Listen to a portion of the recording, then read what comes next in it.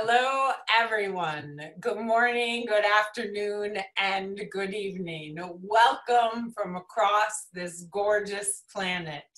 We are one church, many paths, one mountain, where our mission is what Dr. Mark Goffney and Barbara Marx Hubbard call the planetary awakening in love through a unique self symphony. And together we declare that the last day of the old face of evolution is honored as the first day of the new face of creation. I am Christina Amelong, the co-executive producer of One Church, along with Kirsten Zohar, and I'm so delighted to be here with each and every one of you today. I welcome all the new people. Please do share that you are new in your chat box, okay? We want to hear from you. And everyone, this is important, when you do chat, make sure that your chat settings are set to all panelists and attendees and not just all panelists, okay? Because otherwise the community can't see what you've written. Use the chat function to say hi, to let us know where you're from, and to resonate the Dharma. In One Church, we are connected, we are whole, and we're expressions of the entire process of creation. We are activating a new humanity, and we are awakening as a new species, Homo Amor, the fulfillment of Homo sapiens. We are a church, a synagogue, a mosque, a temple, a zendo. We are all of it. No one is excluded, everyone is included, and we come together to attune to the evolutionary impulse awakening within us.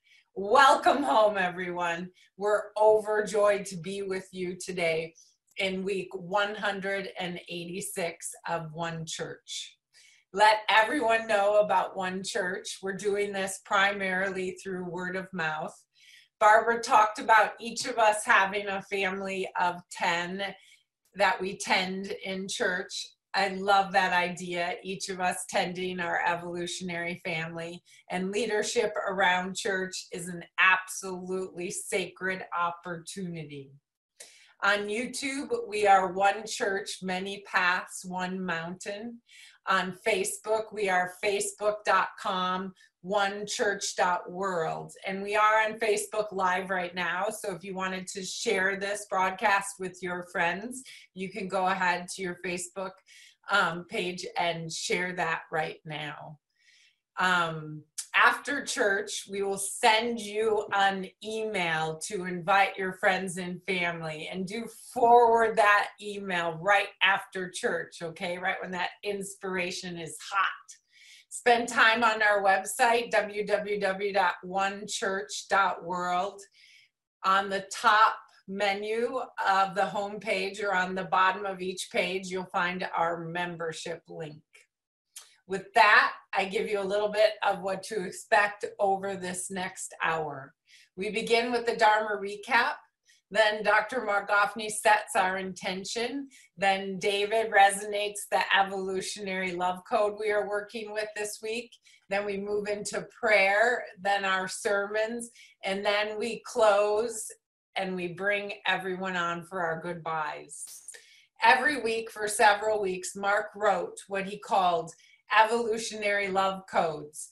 Mark and Barbara studied them together, often comparing them to her 52 codes for conscious self-evolution.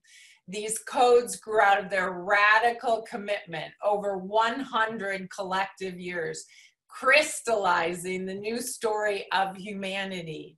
Quote, evolving the course of consciousness and culture, which is the source code of love, unquote. One church, many paths, one mountain is radically committed to telling the new story. So here goes my Dharma recap from last week. Sense making as expression of the intimate universe. Something essential is changing, and it's never going to go back to the way it was. Something new has to emerge. It doesn't look like a short fix. We find ourselves in this devastation, right? How do we do life? How do we hold joy and hold pain at the same time? People care more than they can possibly hold. There's a gap between people's ability to feel pain and people's ability to heal pain. In that gap, we close our hearts. It's painful. There has to be intimacy. When we lose one life, we're devastated beyond imagination. We need mourning. We need leadership. We've got to be creating the next stages. There has to be intimacy. We disinform the commons. We disinform each other. There's a fundamental rupture of alignment, of intimacy. We define ourselves as consumers. We take in. We try and cover up the emptiness.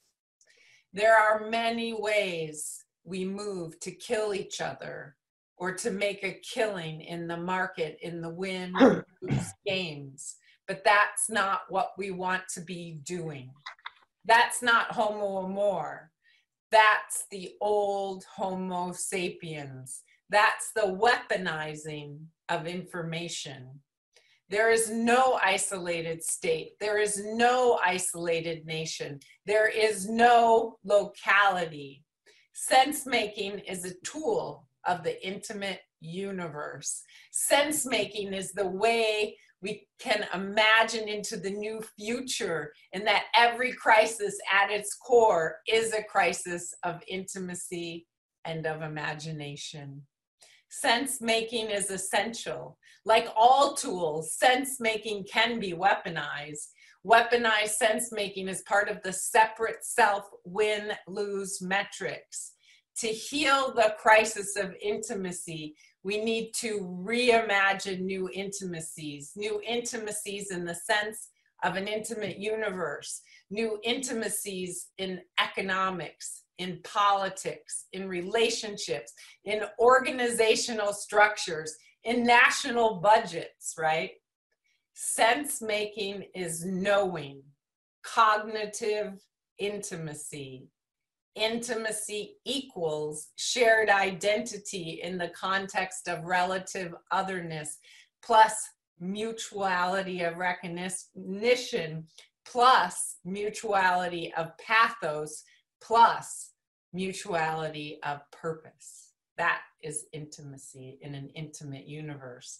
And there can't be a global ethos unless there's a shared story, because a shared story means that we've done sense-making.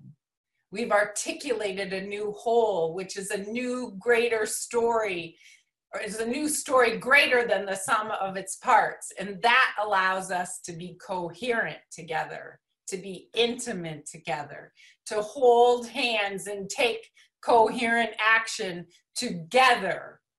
To be Homo Amor, we do sense-making as an expression of the intimate universe.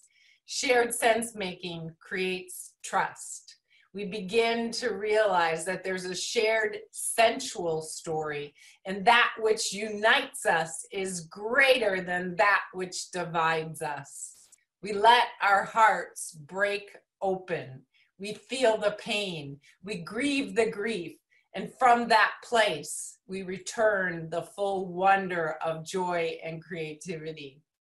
Every life has irreducible value, unique self. There are no extras on the set. The worth of every person is rooted in God, in spirit, in infinity. We have shared purpose. We have power. We are powerful. We are infinitely powerful.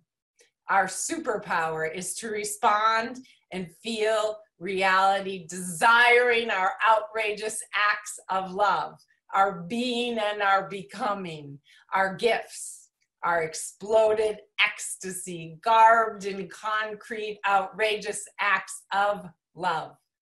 Each of us having a unique perspective, our unique sense-making, our unique way of being and becoming, our unique activism, our unique contribution, our unique response ability. Homo Amor is always asking, what does reality need from me? And with that, I invite us to more deeply enter into the holy and sacred space of One Church. And I turn my word to you, beloved Dr. Mark.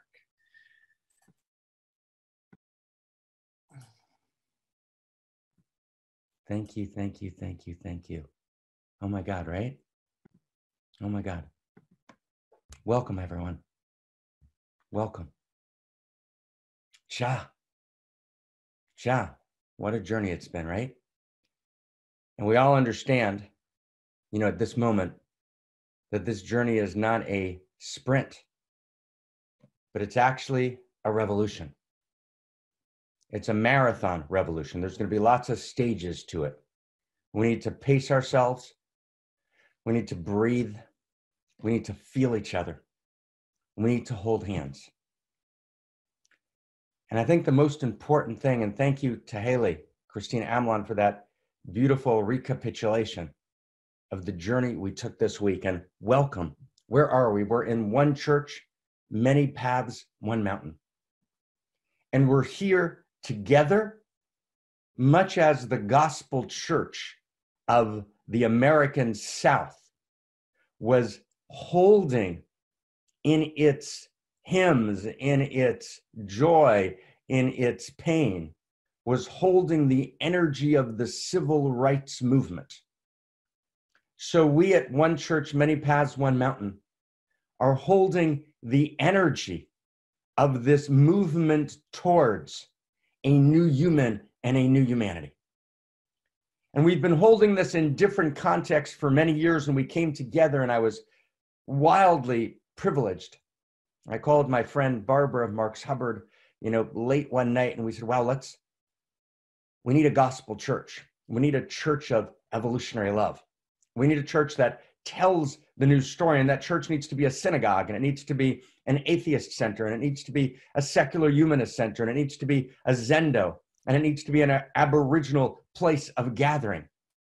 It needs to tell a story in which we understand that which unites us is so much greater, right, than anything, right, that could possibly divide us. And that story has to be rooted in, here's a big word coming at you, ready? Ontology. And ontology means for realsies. Can't be a made-up story. Can't be a fanciful conjecture. It can't be a dogmatically imposed story. It has to be beyond all of the wallowing in uncertainty, because there's lots of uncertainty, but then we wallow in it. And we're unable to see actually the certainties, the shared principles, right? The universals, because we're so afraid of universals, but actually the universals, the postmodern universals that actually hold us together.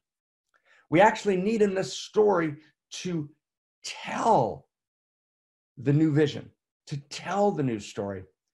And it's got to be ontologized, meaning it's got to be based on the best exterior sciences and the best interior sciences available at every period in history, woven together in a larger whole. And I can feel, and you can feel, and we can feel the spirit of Da Vinci, of Leonardo da Vinci, who's there in the Renaissance as that great and horrific plague that killed from a third to half the world, right? Swept reality. A plague that no one understood where it was from, and the attributions of the plague were absurd. Did it come from earthquakes, right? Did it come as some sort of punishment, right? Science hadn't yet raised, right, its next advanced and most glorious unfolding. And Da Vinci understood that to respond to a plague, to respond to death, to respond to pain on that scale, you can only do one thing. You've got to change the source code. You've got to tell a new story. And so Da Vinci was sitting, he was watching pools of water and how pools of water moved, and he was charting new paths in science. And we're going to talk about those new paths in part 2 today. And he was charting new paths in beauty, right, as he painted, and new paths in eros, right, in love and in relationship and in desire. And he was together with about 1,000 other people in the Renaissance telling a new story of the human being, and a new story of the divine, and a new story of what we owe each other and what we mean to each other and who we are. And the best of that new story ushered in the best of modernity. But the flaws in that storyline, as we say every week, the flaws in that storyline, the failure to recognize a vision of self beyond a separate mechanized self, which is what Descartes picked up and drove into culture, right? The inability to recognize that actually we do have direct access to interiors. The inability to recognize that actually there is a shared we space that's more than a social contract, in which we give up some rights to be protected, that actually we're essentially connected to each other. The realization that love is not weak, love is strong, that love is real, love is an ontology. The realization that meaning doesn't begin at the level of the human being, that it's a meaningful cosmos all the way up and all the way down. Right? These ontologies, these fundamental, foundational axioms that we're now actually demonstrating in science more deeply in the last 100 years than we ever have. Right? This has got to be the foundation of a new story. It's not going to work otherwise. Right? It's not going to work because we got more likes one week.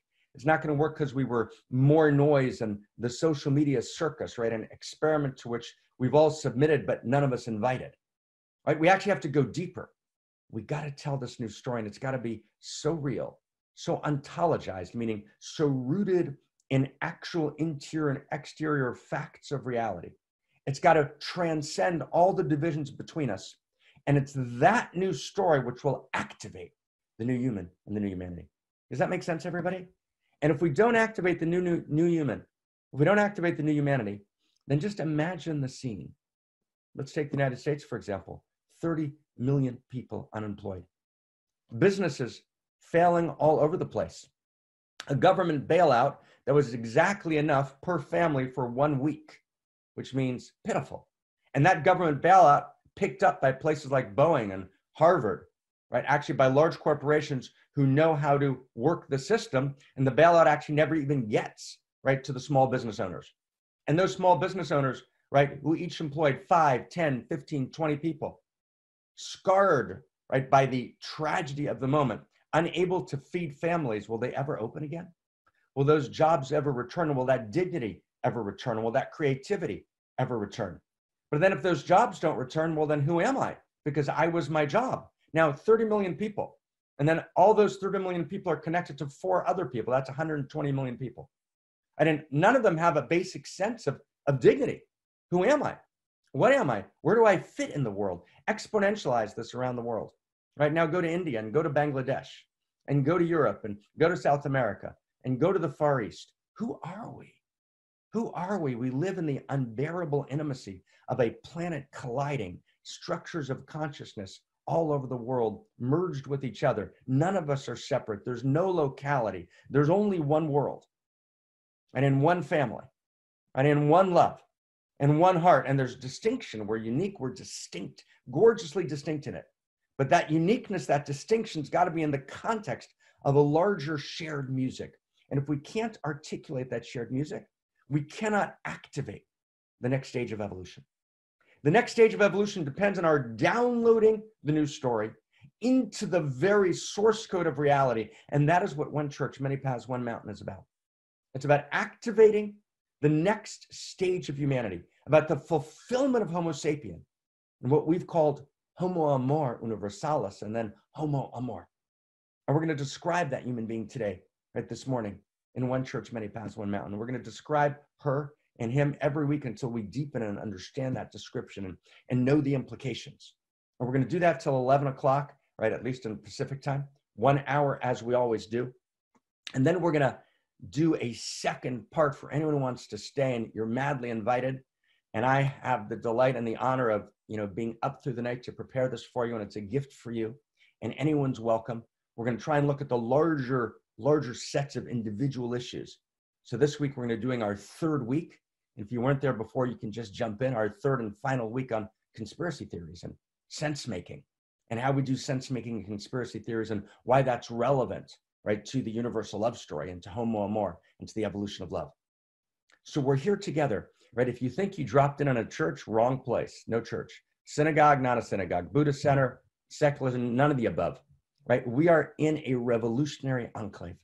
We're high in the mountains of the heart of God, right? We're holding the weapons of outrageous love, which is discernment, which is audacity, which is courage, which is radical commitment, and deep, powerful thinking and feeling, right, at that Da Vinci, Darwin, Freud level, merged together, but better, to actually tell and activate this new story. This new story is beyond imagination gorgeous. And it is, I believe, she believes, right? And it draws from many people in many places, and it's integrated together. It's the best story we have, the most accurate story we have of what it means to be a human being.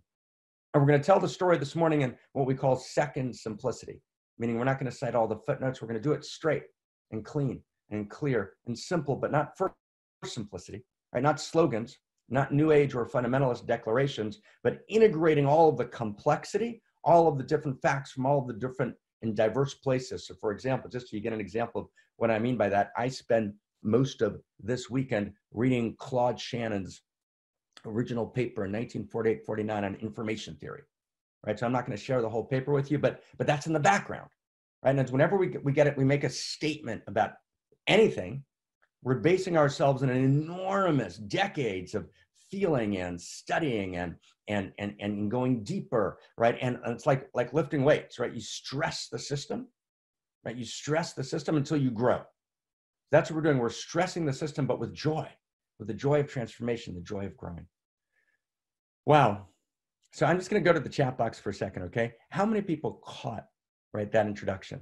Does that make sense to you? Did you get what that, right? Did you get that introduction? I just want to just catch that we're together here. Did you get what we're doing here? Right? We're down, right? We're in a revolution here, right? We are in a revolution, right? And it's life or death.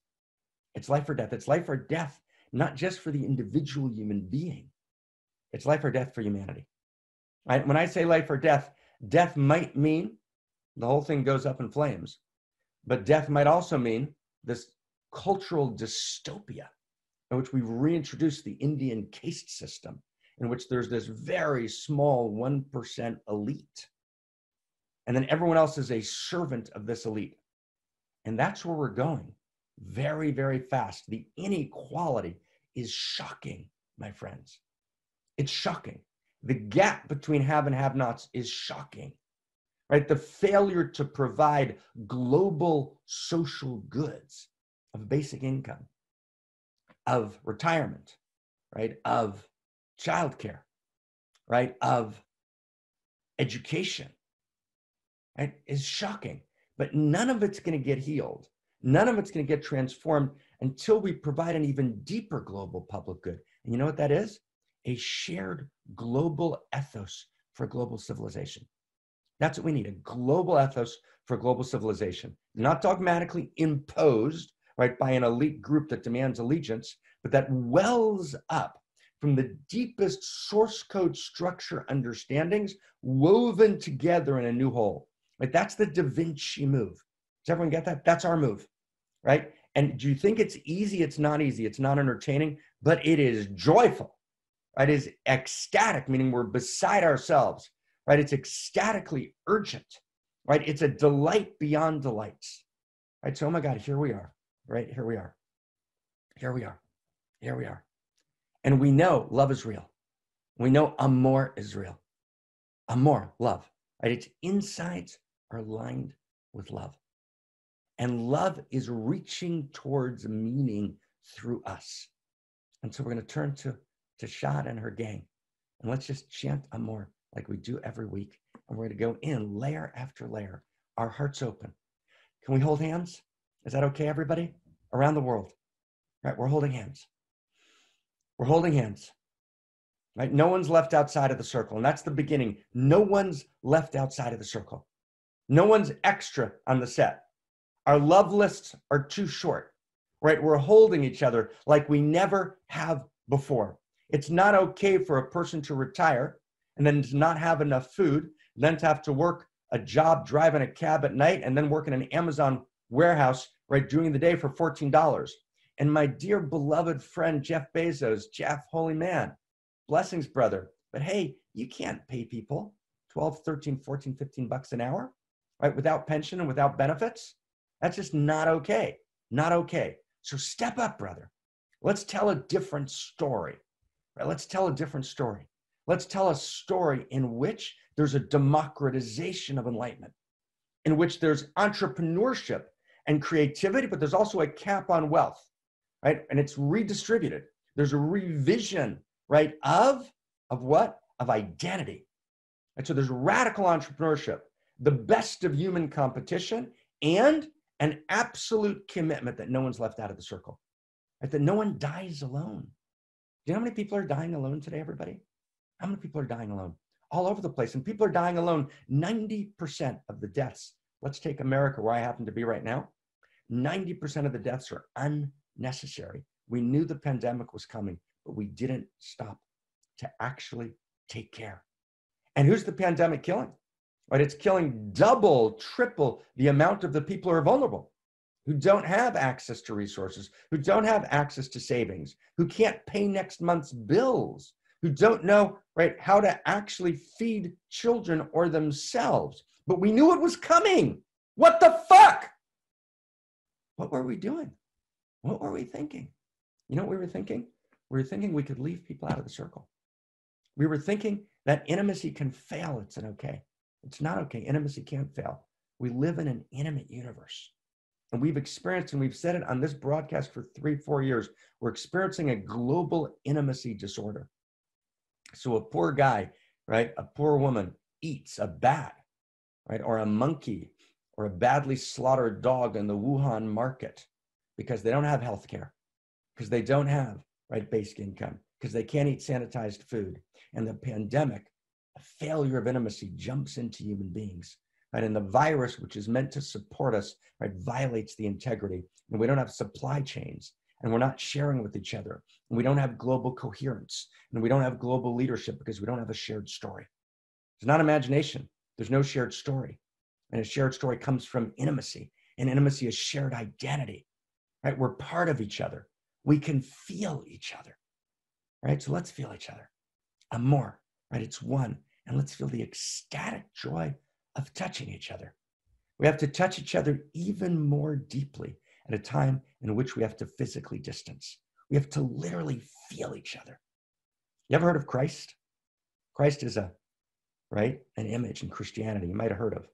And Christ is one name for it, and the Kanzeon Bodhisattva is another name for it in Buddhism. Christ means that the infinitely powerful force of reality feels all of us. I feel you and you feel me. You feel me and I feel you. And if there's someone who can't breathe, then I can't breathe. And if you can't breathe, I can't breathe, because we're one breath. We're one breath. So let's go to Amor. Christina Amlon, Haley, take us into Amor, right? We're in the revolution, right? We're all the way, always. Amor, amor, amor, amor, amor, amor, amor, amor, amor, amor, amor, amor, amor,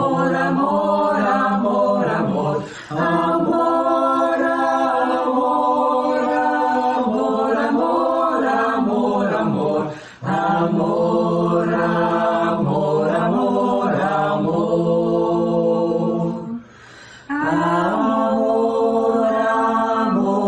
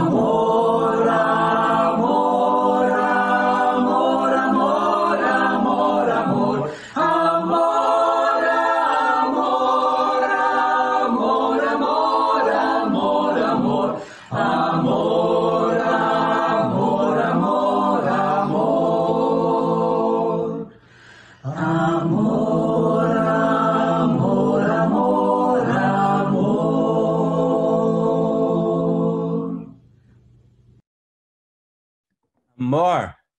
Amor. And I want to make this real for a second, okay, everybody? With your permission. Okay, we're going to go into prayer in a second. Amor. Its insides are aligned with love. David's going to resonate the code, right? The code we're going to work with this week, and it's our revolutionary code. It's an evolutionary code. It's about the structure of reality itself. But David, before you resonate the code, I want to read everyone something, okay? You ready? Okay? I want to make this real. Let's make this real together. Find a face, an actual person, and then imagine them. And if you haven't read a story, right, then imagine I'm going to read you a particular story. This is just one example. There's real people. Imagine you got sick and you can barely breathe. That's all you can think about. Now, if I can feel you barely breathing, and your barely breathing arouses in me the urgency to change the source code of reality, then we have come home. Then evolutionary love, it is now at play. Then outrageous love is now at play. But as long as I'm sitting in Tiburon and I'm sitting in Carmel, right, and I'm sitting in my yacht, and I'm sitting in my place where I'm sitting at home and I've got enough money to last the next few years, and I'm just reading the articles kind of on the side, right? It's a joke. It's a joke, right? It's got to get to a place where you feel me and I feel you for real. And I am burning with your flame. And I am burning with your thirst, right? And when your heart hurts, my heart hurts. And it really becomes one love and one heart. And we're going to talk about a half hour about conspiracy theories. But I'll tell you one thing, and we'll talk about it a little later. The sense of the public mood, the throbbing of the public heart can overwhelm any and every elite. The single most powerful force in the world is the throbbing of the global heart, right? And our ability to feel each other, and I want to read you something in a moment, our ability to feel each other, right? To touch each other. And we can only feel each other and hold it in a sustained way if our global heart is throbbing based on a shared story. So it's not just that we got hit by an image, right, which was a clickbait image, right, that was meant to pull our sentimental heartstrings, but was actually directed at grabbing our attention and monetizing it for some other reason.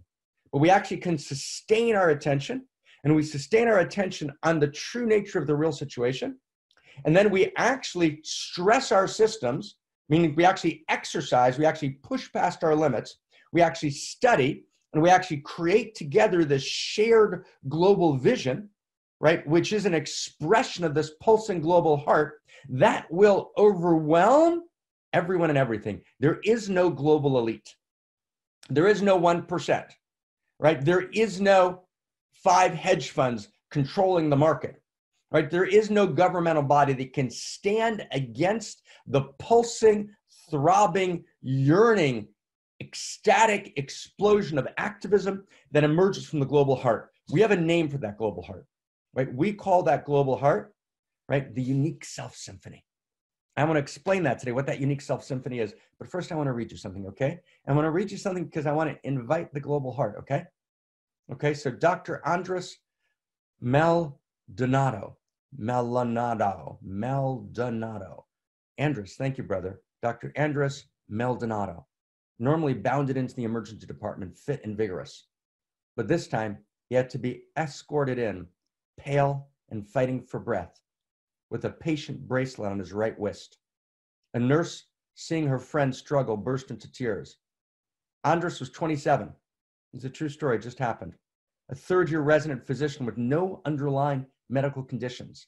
So friends, social distance. This is not a joke.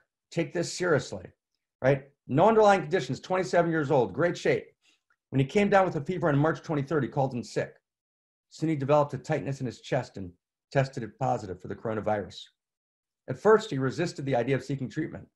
Right? Andres is by nature stoical. In youth soccer games, other boys had crumpled injured. Andres always got up and limped through the pain. Now as a 27-year-old doctor, a badass emergency doctor, he jokingly called himself, he was humiliated by the thought of becoming a patient. But on March 31st, so out of breath he could barely get to the bathroom, he called his older brother Nestor, also an emergency physician, who feels and felt the panic in Andres' voice. It hurts to breathe, Anders told his brother. My body aches all over. I've been having really bad fevers. I'm getting dizzy. Yo, his brother ordered him, get your butt to the ER. Anders called his parents to say that he was going to the hospital. His dad, Jose, was a refugee from the Civil War in El Salvador who started life over as a dishwasher in New York. His mom, Cecilia, came from Ecuador. Both were undocumented workers for a time. Yet they both sent their kids, both sons, through medical school. The parents were the first of many to be devastated by their son's sickness. I just went down on my knees, his mother recalled later, and I just implored God for mercy. She told her husband, and he began crying as she had never seen him cry before. He was asking God, please save Anders and take me in instead, said Dad. Anders called ahead to the Jacobi Medical Center, one of the several hospitals in the Bronx where he worked, and doctors there were waiting for him and gave him a room in the emergency department. Kelly Cabrera, a nurse who often worked beside him, spotted him. What are you doing here, she asked. Gasping for breath, he explained he had COVID-19. I tried to stay home. He told her, embarrassed that he was giving his colleagues more work. I got kicked in the stomach, said Kelly. He's one of our own. And everybody's one of our own, friends. You get that? Everybody's one of our own. Kelly and the other nurses, all of them knew Anders well, took blood and gave him oxygen and Tylenol. Several scrawled a big message and placed it on the window facing him. We love you. Kelly stepped out, crying and also cursing. I felt incredible anger, she said, at America's lack of preparation for the virus, at shortages of protective equipment, at official dithering that had left Anders and other medical workers at risk. There's at least 150, right, healthcare professionals who have died of COVID-19 just in the United States, and then in Italy, and then in China, right? Doctors in the ER saw that Anders' condition was getting worse. A new wave of fever swept over him, and he curled into a ball. His heart rate shot up to 130, and he was taking 35 breaths a minute, more than twice his normal rate. He couldn't finish a sentence without running out of air. Okay, friends, could this be you and me? Let's be this together. Everybody's one of our own, right? There's no one left out, right? Can you feel that? The doctors decided to rush Anders into the intensive care unit, putting him on high-flow oxygen. Anders had been sharing his lab results and x-rays with his girlfriend, Catherine, also a doctor, an OBGYN resident in Greenville, South Carolina. And now he texted her that he was being admitted to the ICU. She called immediately. And being admitted, he told her weakly. His voice broke. I'm so scared. I'm buying a plane ticket right now. And they both broke down. She knew that what terrified Anders most was intubation, an attachment to a ventilator. He knew that a great majority of patients intubated for COVID-19 never recovered. Doctors hadn't directly raised this with Anders, the possibility of intubation, but he could see his oxygen levels slide. He knew what it meant. And his doctors kept an intubation cart outside his room just in case. Now, when a patient is transferred from ER to another floor, an orderly and a nurse typically roll the stretcher there. In this case, the emergency department gathered to wish him well. Doctors tried to smile reassuringly, but it was a front. I was terrified, said Michael Jones, the head of the resident program. In ICU, Anders was placed on a high-flow nasal cannula to force oxygen into his lungs. These devices have a good record of helping, but not all American hospitals actually have them. His doctors believed that his life was in danger because his body's own immune response created a cytokine storm attacking the vital organs. And this is happening a lot now. Doctors proposed to use an experimental drug to suppress his immune response. Sometimes it had been used successfully. Anders is desperate, right? And he agreed. You know, and slowly, friends, in this particular story, Anders got better, right? When he was in the ER as a patient and he wanted to go to the toilet, he recalls after he got better, but he couldn't walk that far. He was mortified at using a bedpan and having a nurse wipe his ass. So he held in his urine and began to learn what it actually means, right? To be there in the ER, devastated of dignity. Oh my God. Oh my God. Friends, it's the story of Anders. Now imagine that Anders wasn't a doctor. Did you get that? Imagine that Anders comes in and he doesn't know Kelly. And Anders comes in and he doesn't even know what to do. So I'm just going to read you one other story, 2 lines of a second story. And I was reading stories through the night. I'm just going to read you 2 lines of a second story, right, of a poor man, right, who, and this is a story that appears, right, on a particular news feed, and it's about a certified registered nurse, anesthetist Derek Smith, right, And he tells the story, and it's just one story, and he's treating COVID patients in New York City. And there's a dying man, right, who's the exact same story of Andres, but doesn't know anyone. Right? His family can't be there, so he's alone. So they're waiting outside. And in his last gasping, dying breath, he says, and they ask him, they offer him a procedure, and he says, who's going to pay for it? Who's going to pay for it? Who's going to pay for it? Is that okay to be someone's dying words? I don't think so. But I want to tell you something now. I want to get something clear with you, right? Just so we understand this. This didn't start with COVID-19. This was true before. It was true before. It's been true in different versions all over the world. Just we've turned away. That's what a global intimacy disorder means. This is a new version of it. And it's a new and tragic version of it. But how can it be that there's Andreses, but Andreses that are poor? And Andreses that in their last dying breath, what they're thinking is, who's going to pay for it? Right? When we have enough medical possibility and we have enough funds in this world and we have enough resources in this world for every human being to have a basic income, which demands that they create, which demands that they contribute. But every human being, right, has a gorgeous, unique self. And that gorgeous, unique self means they've got a unique contribution to make. And that unique contribution is valuable. And it's valuable not because they knew how to monetize it in a particular way and to play the social media game. Not because they were an apex predator that knew how to step on other people and rise to the top and then get rewarded, right, in the commodifying of the particular thing they were selling. No, every human being has a unique gift. And that unique gift is so valuable and it's so gorgeous and it's so precious. And yes, everybody should work and everyone should work hard and everyone should stress and everyone should push, right? But they should push from the space of spaciousness where I'm not desperate to know who pays for it, right? Yes, we should create wealth. Yes, we should creatively compete, but we got to start from one place.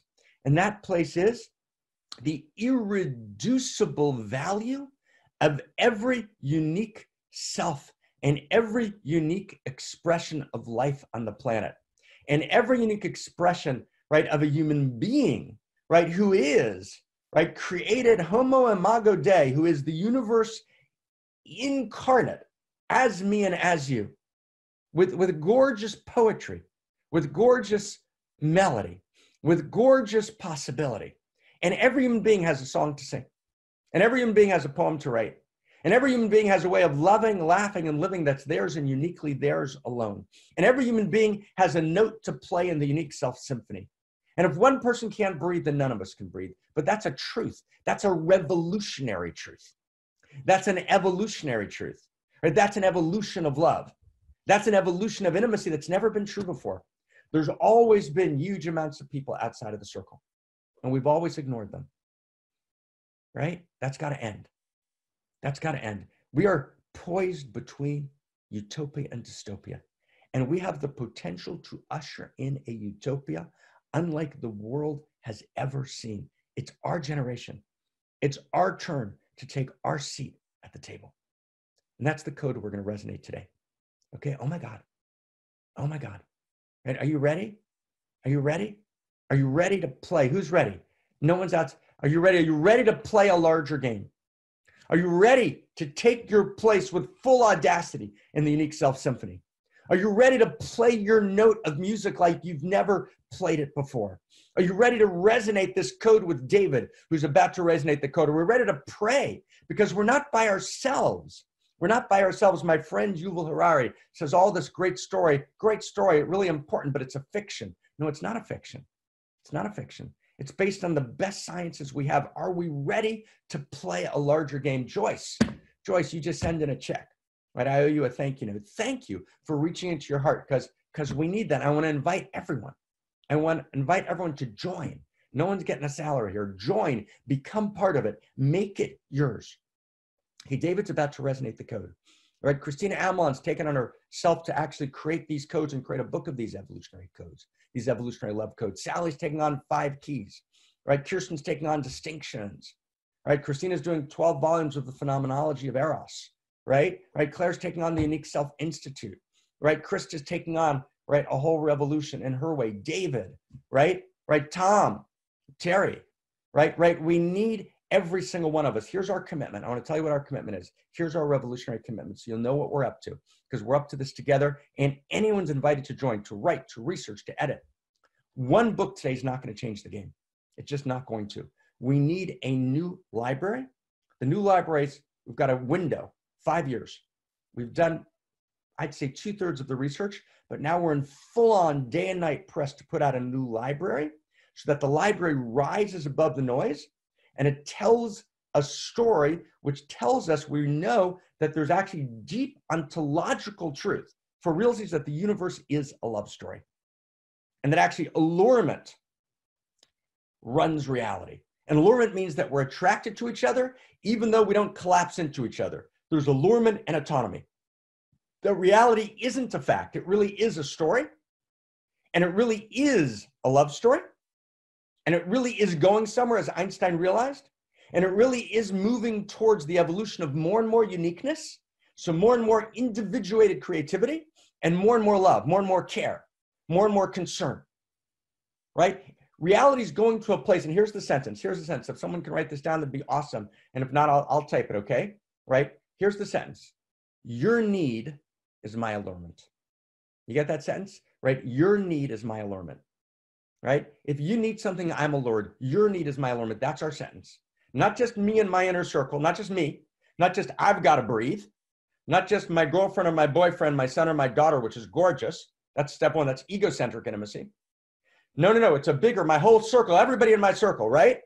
Right? We're resourcing together. Your need is my allurement comes from my whole nation. And nations are great, and nationalism is great. Let's be nationalists. Nationalism means, right, I care about my country and my fellow citizens, and I care about them massively, right? And I've got a deep connection to them, and that's where I put first in my family circle, and then I'm ethnocentric. That's gorgeous.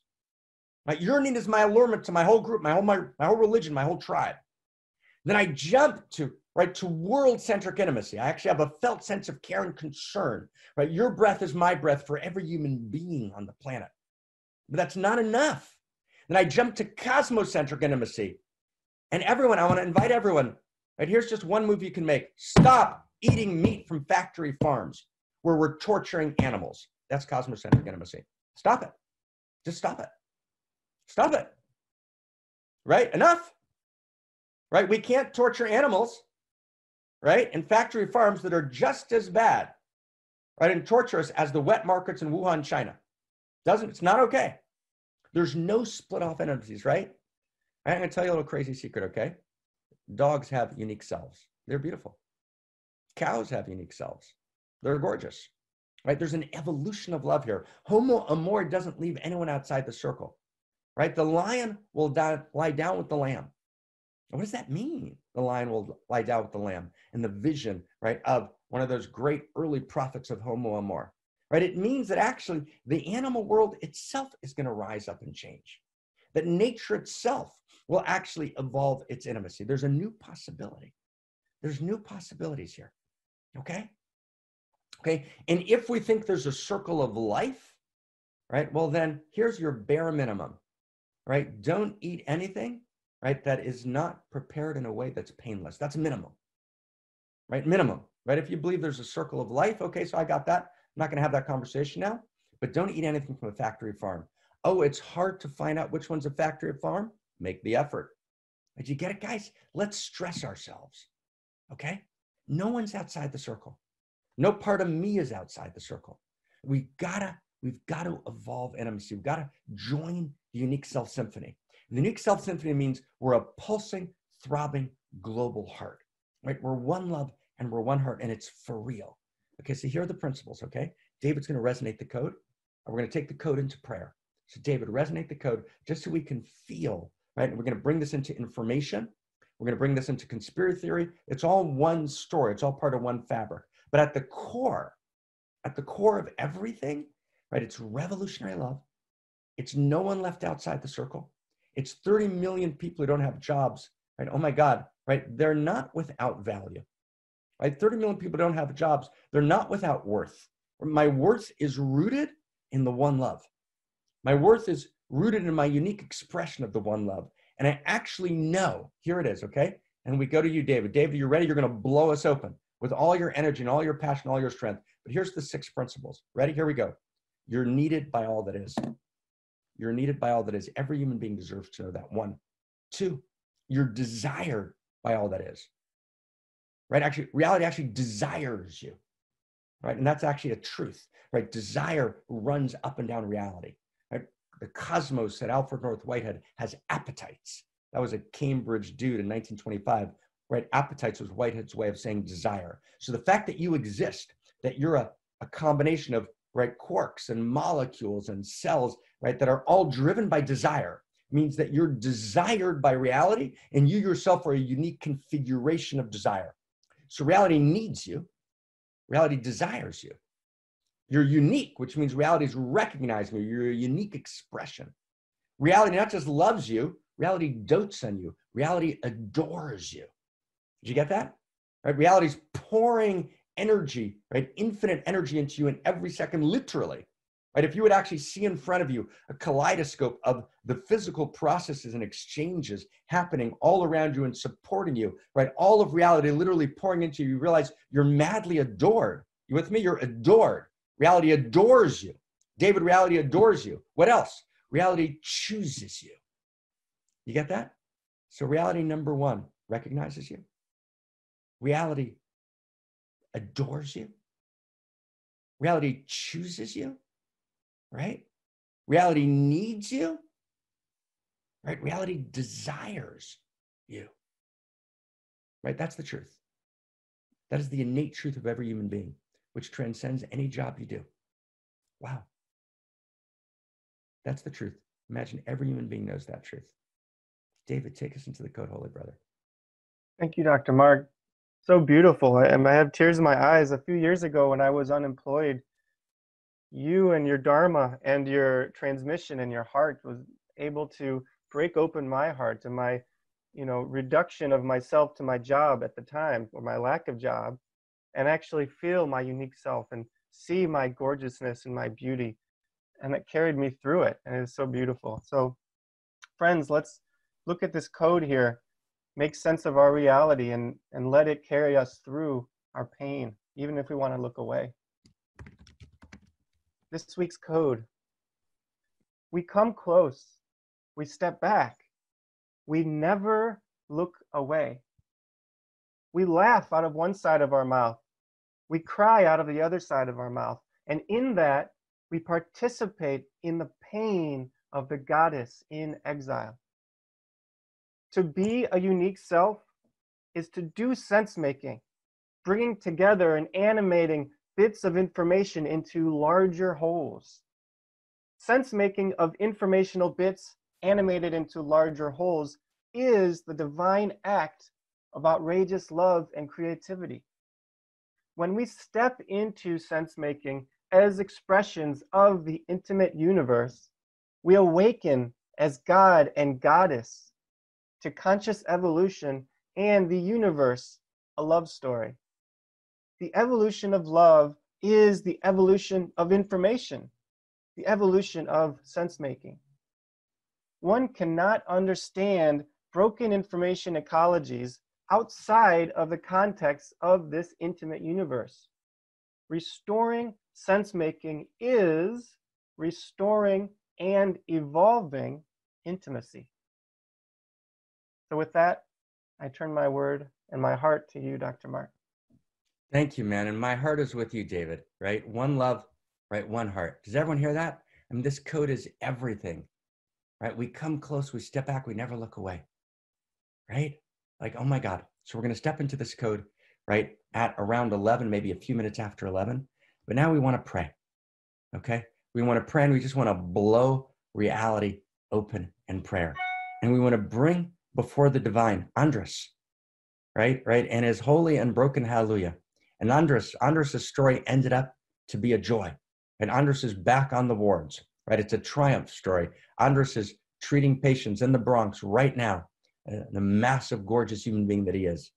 And the patient that Derek was with who said, oh my God, right? Who's going to pay for this? Right? Derek didn't remember his name. And Derek wasn't quite sure if he passed away or not because Derek had to move on, right, to the next person. But Derek's pretty sure that he's not with us anymore. And I couldn't find the person's name. There are no anonymous people, friends. There is nobody without a name, right? Every human being has a name, and a name is my unique self. And so we're going to need to do, and what we're going to do is after we pray, we're going to come and we're going to do sense making.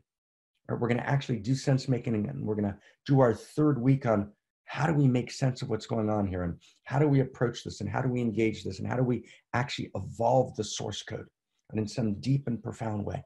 If you're with us the first time, right, it's going to be the third time on sense making and conspiracy theories. It's going to be the end, but it's unbelievably important because part of being a unique self is to be able to do sense making, right? To be able to actually stress your system, lift those weights to get a sense of what's true.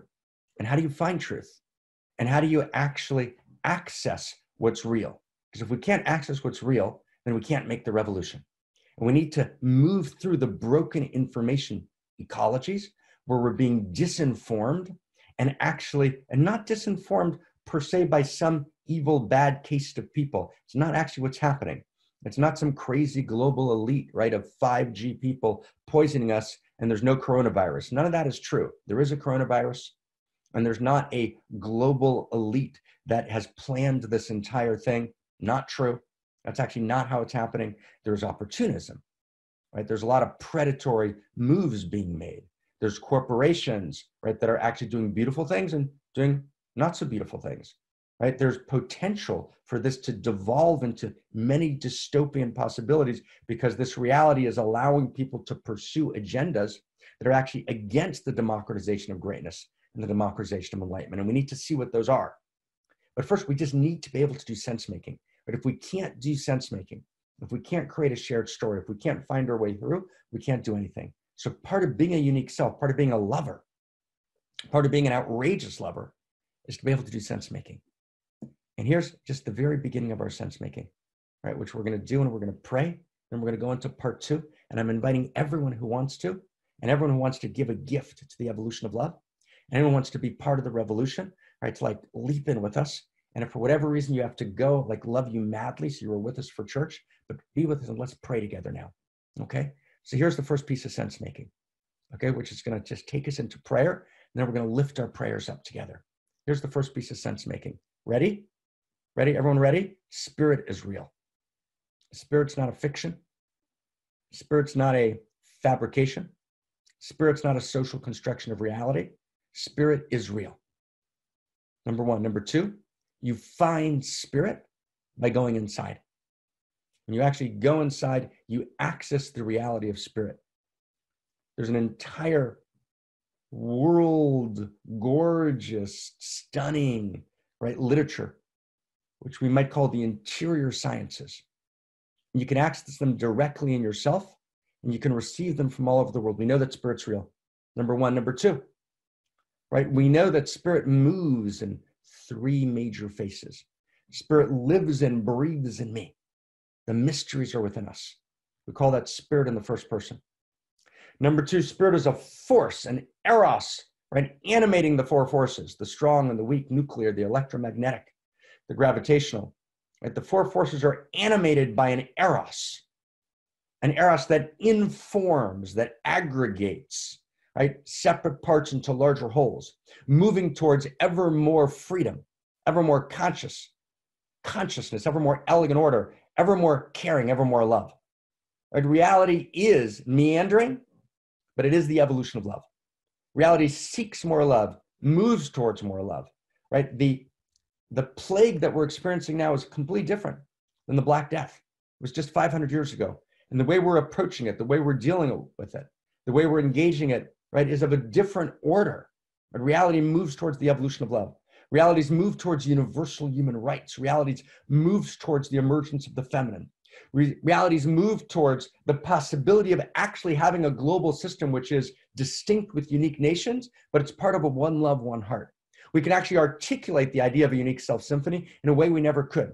That movement of spirit, right? That movement of eros, that movement of evolutionary love, what we sometimes call outrageous love, right? That's God in the third person. It's spirit in the third person. And remember, the God you don't believe in doesn't exist.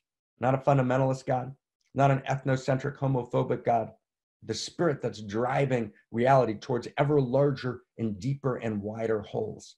That's God in the third person. But friends, beloveds, can we feel each other now? Right? There's also spirit in the second person. And spirit in the second person is not impersonal. It's the infinite personhood of cosmos itself that knows Andras and that knows the name of the person that Derek was with, right? As he or she was dying, who said, who's going to pay for it? Right? Spirit was there holding her, holding him, cradling her, cradling him. And if she passed from this world, or if he passed from this world, right, she passed into the arms of spirit. She passed into the next stage of reality. There is continuity of consciousness. Spirit is real, and spirit speaks to us directly, speaks to us uniquely. We are unique patterns of energy. We are unique configurations of eros. We are uniquely informed divines. Now, here's a pointing out instruction, okay?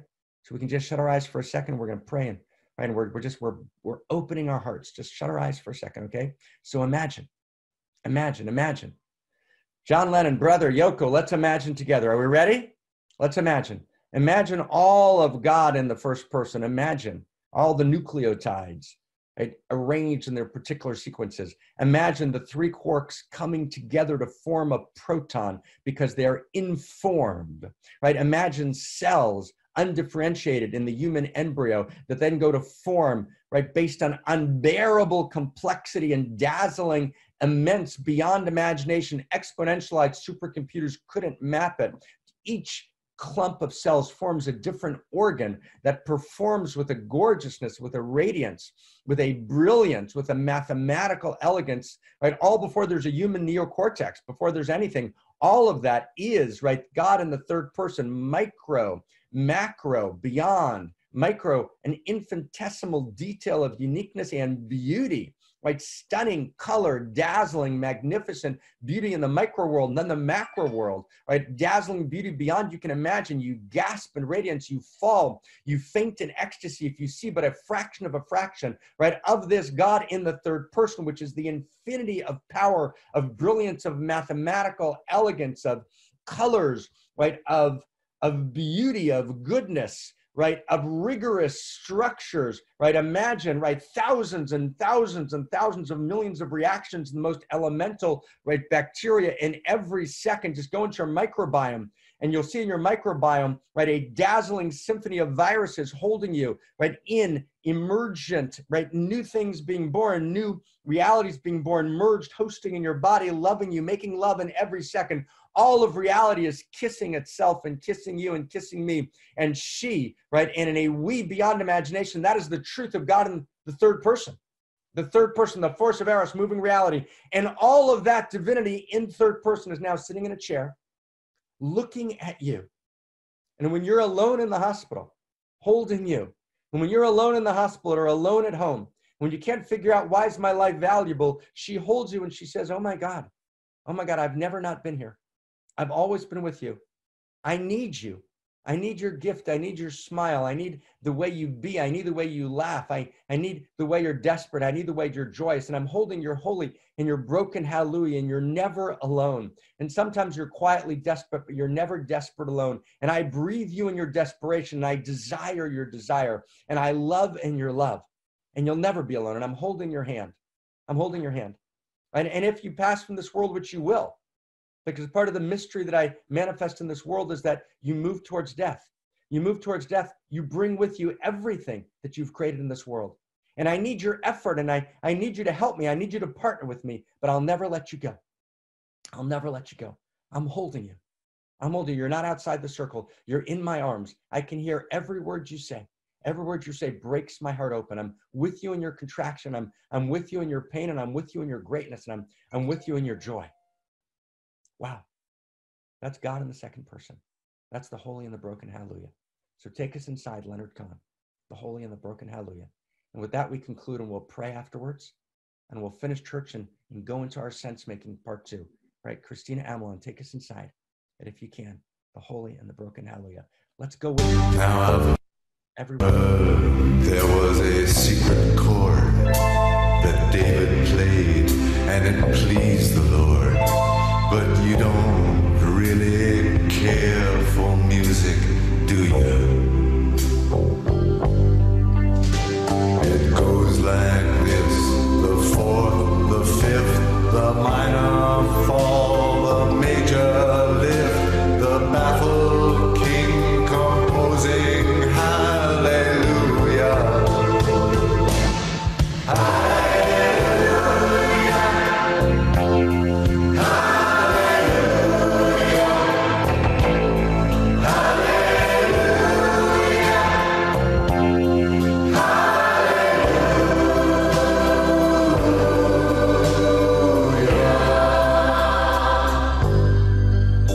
Your faith was strong, but you needed proof.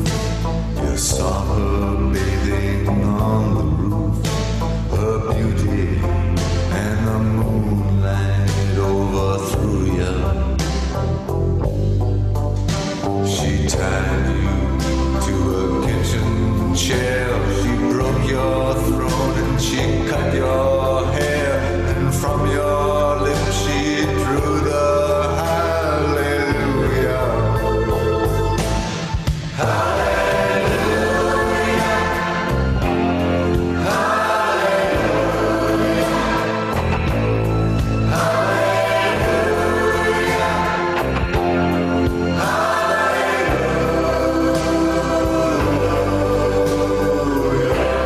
Together around the world, holding hands. You say I took the name in vain. I don't even know the name. But if I did, well really, what's it to you? There's a blaze of light in every word. It doesn't matter which you heard, the holy or the broken. Hallelujah.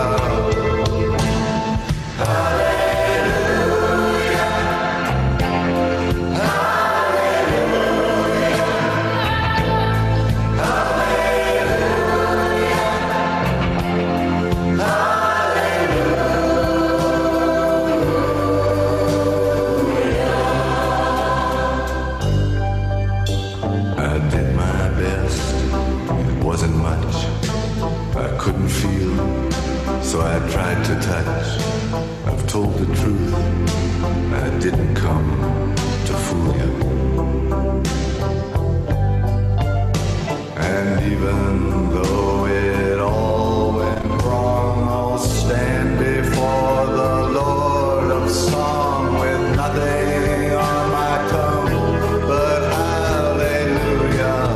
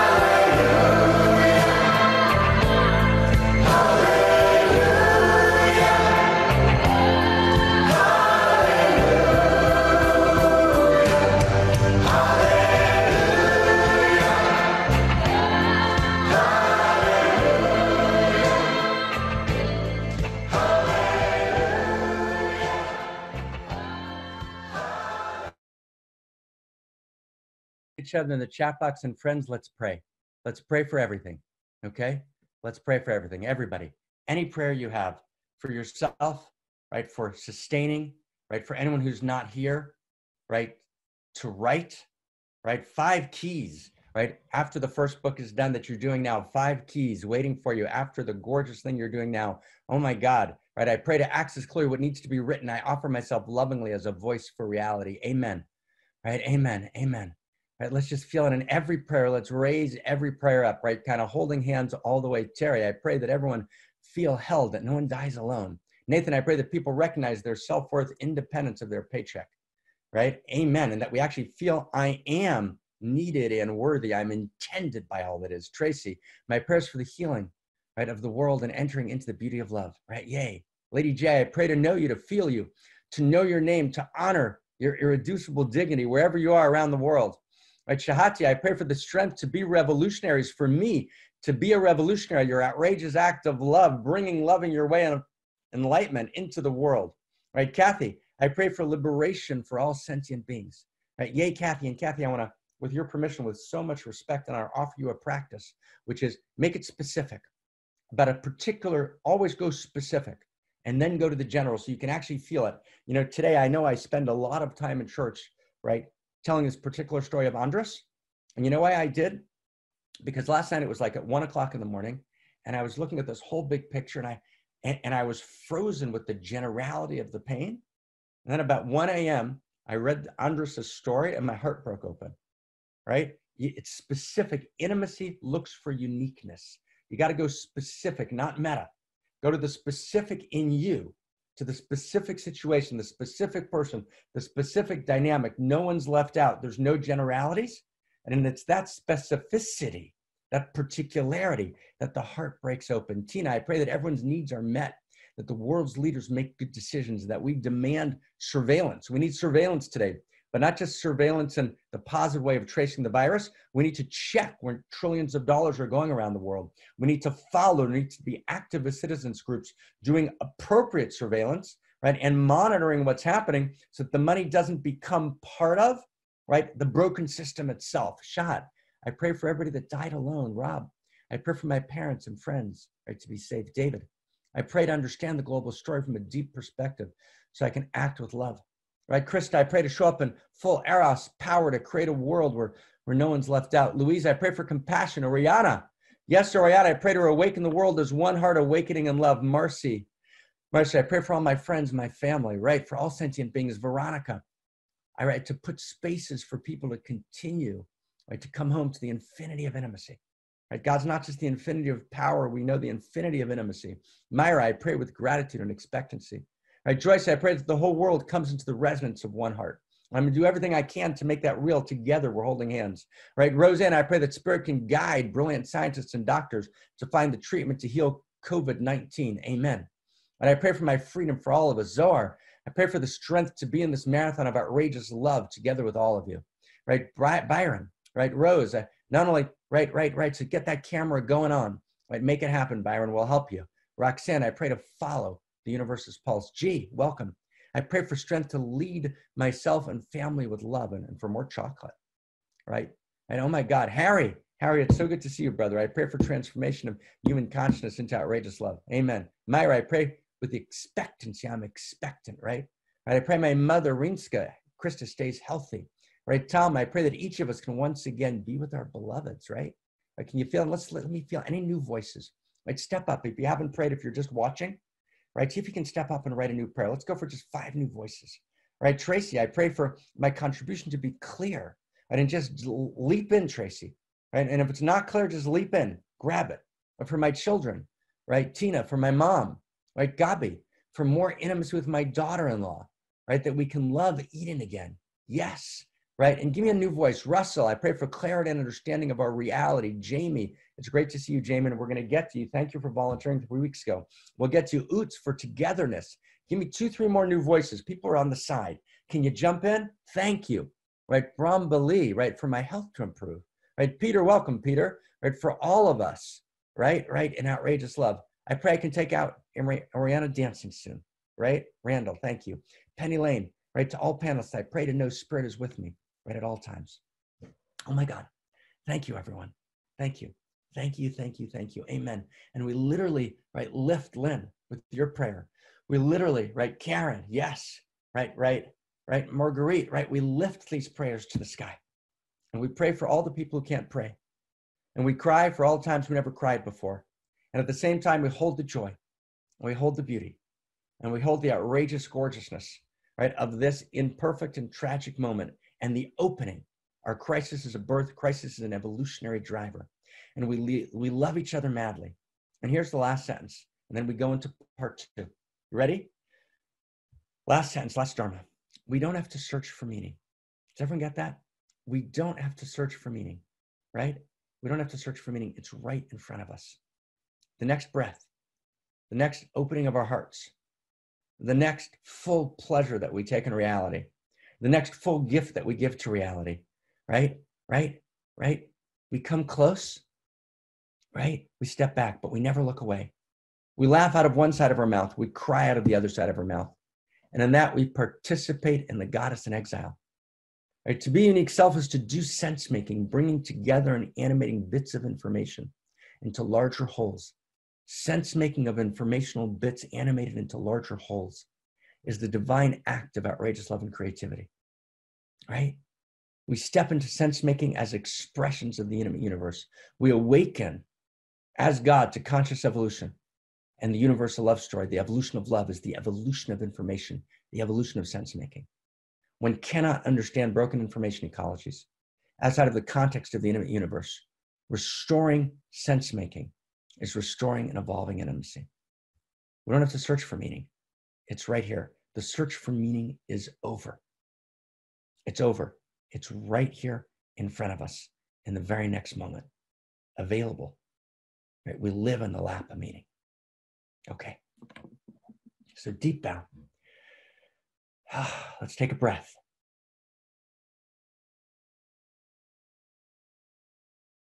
All right, we're going to talk about the outrageous loving course. Right? You know what? Before we step in, Krista, right? Tell us about outrageous love. Tell us what's going on, and then we'll step into conspiracy theories.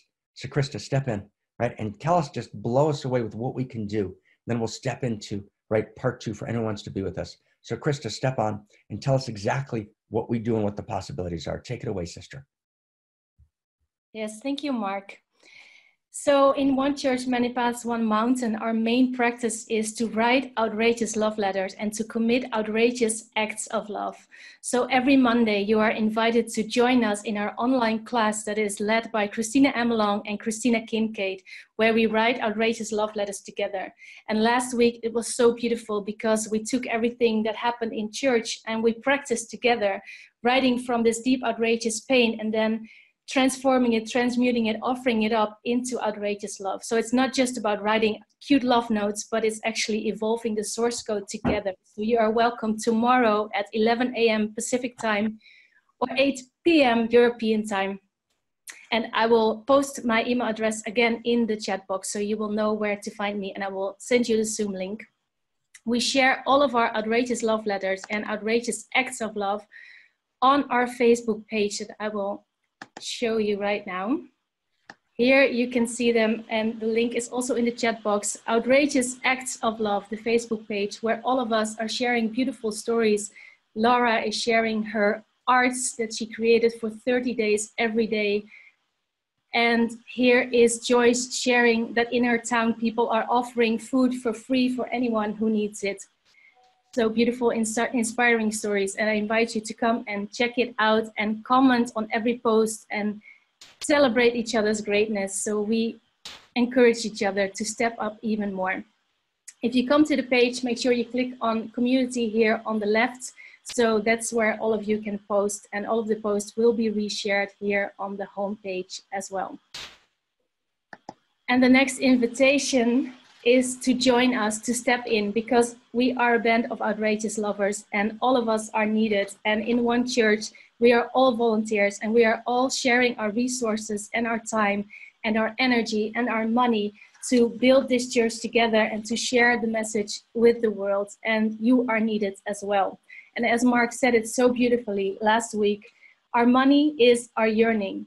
And this One Church is sustained by the flow of eros and love, which also expresses itself in the resourcing of funds.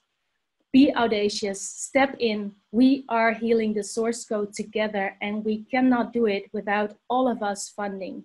What funding means is I fund it with my energy, I fund it with my love, and I fund it with my heart. So please click on the link in the chat box, go to onechurch.world, click on membership, and there you will find You can make a one-time donation here, or you can become a member with a monthly contribution. And if you do become a member, you will gain access to all of these 9 courses that will take you deep inside studying the Dharma and integrating it into your daily life. You can choose to study on your own, but you can also join a study group where we meet every week studying the Dharma together. So I cannot wait to see you inside. Thank you so much. And with that, I give my word back to you, Mark. Thank you. Thank you. Thank you, Lady Krista. Awesome, right? Welcome, everyone. Welcome. And it's a huge invitation to really step in and to make this revolution yours. And if you want to volunteer and you want to step in and you want to step into leadership, leadership is democratic. Step in, right? There's a million things happening and you are so welcome, but most important, join, right? It's $25 a month, whether it's 50, 100, whatever you can afford, but do it so that there's a flow and we've stepped in, right? This is a moment to make this happen. Outrageous Acts of Love. Krista, we can put again, let's just put that link there one more time, okay? Put that link there one more time. You can actually go to the Outrageous Acts of Love page and actually write the story of your outrageous act of love and take that time, right? And do that and then inspire it. So we've got this exploding page where we actually see the unique self symphony in action exploding with outrageous acts of love, okay? So yay. So let's see if we can get that link. We'll get that link up there. Fantastic, okay? Thank you so much, Krista. Thank you so much, David. Thank you so much, Suzette. Thank you so much, Christina Amelon. Thank you, right? Everybody who's holding this. Okay, are you ready to go? So we're gonna dive in now. We got a big, this is our third and final dive, at least at this stage, into conspiracy theory, right? Into information, right? I'm gonna try and take us back inside, do a little recapitulation, and we're gonna make some big, huge leaps into the source code. This is a big move, okay?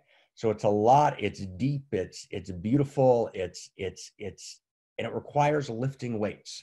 So if you're up for weightlifting, meaning if you're usually lifting 10, lift 20, right? In other words, push the system to expand, to grow our understanding. So who's ready? Who's ready to play? Who's ready? You ready? Who's ready? Do we got a yes? Do we got a yes? We ready? Are we ready to play? Are we really ready? Are we really ready? Are we really ready? But drum roll, enjoy.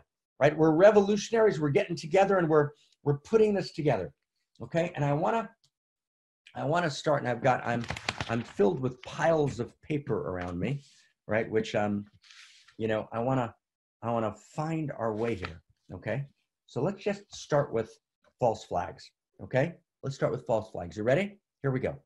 And I'm gonna go relatively quickly because I want to try and get really through this in a really deep way, okay? And try and understand there's conspiracy theories all over the place.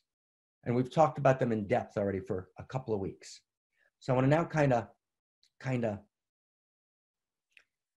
step back and see the bigger view. I just want to get a sense. How many people have been here for the last 2 weeks? Well, let me do it differently. Who's new? If you're new, just write, I'm new. Okay, I just want to get a second.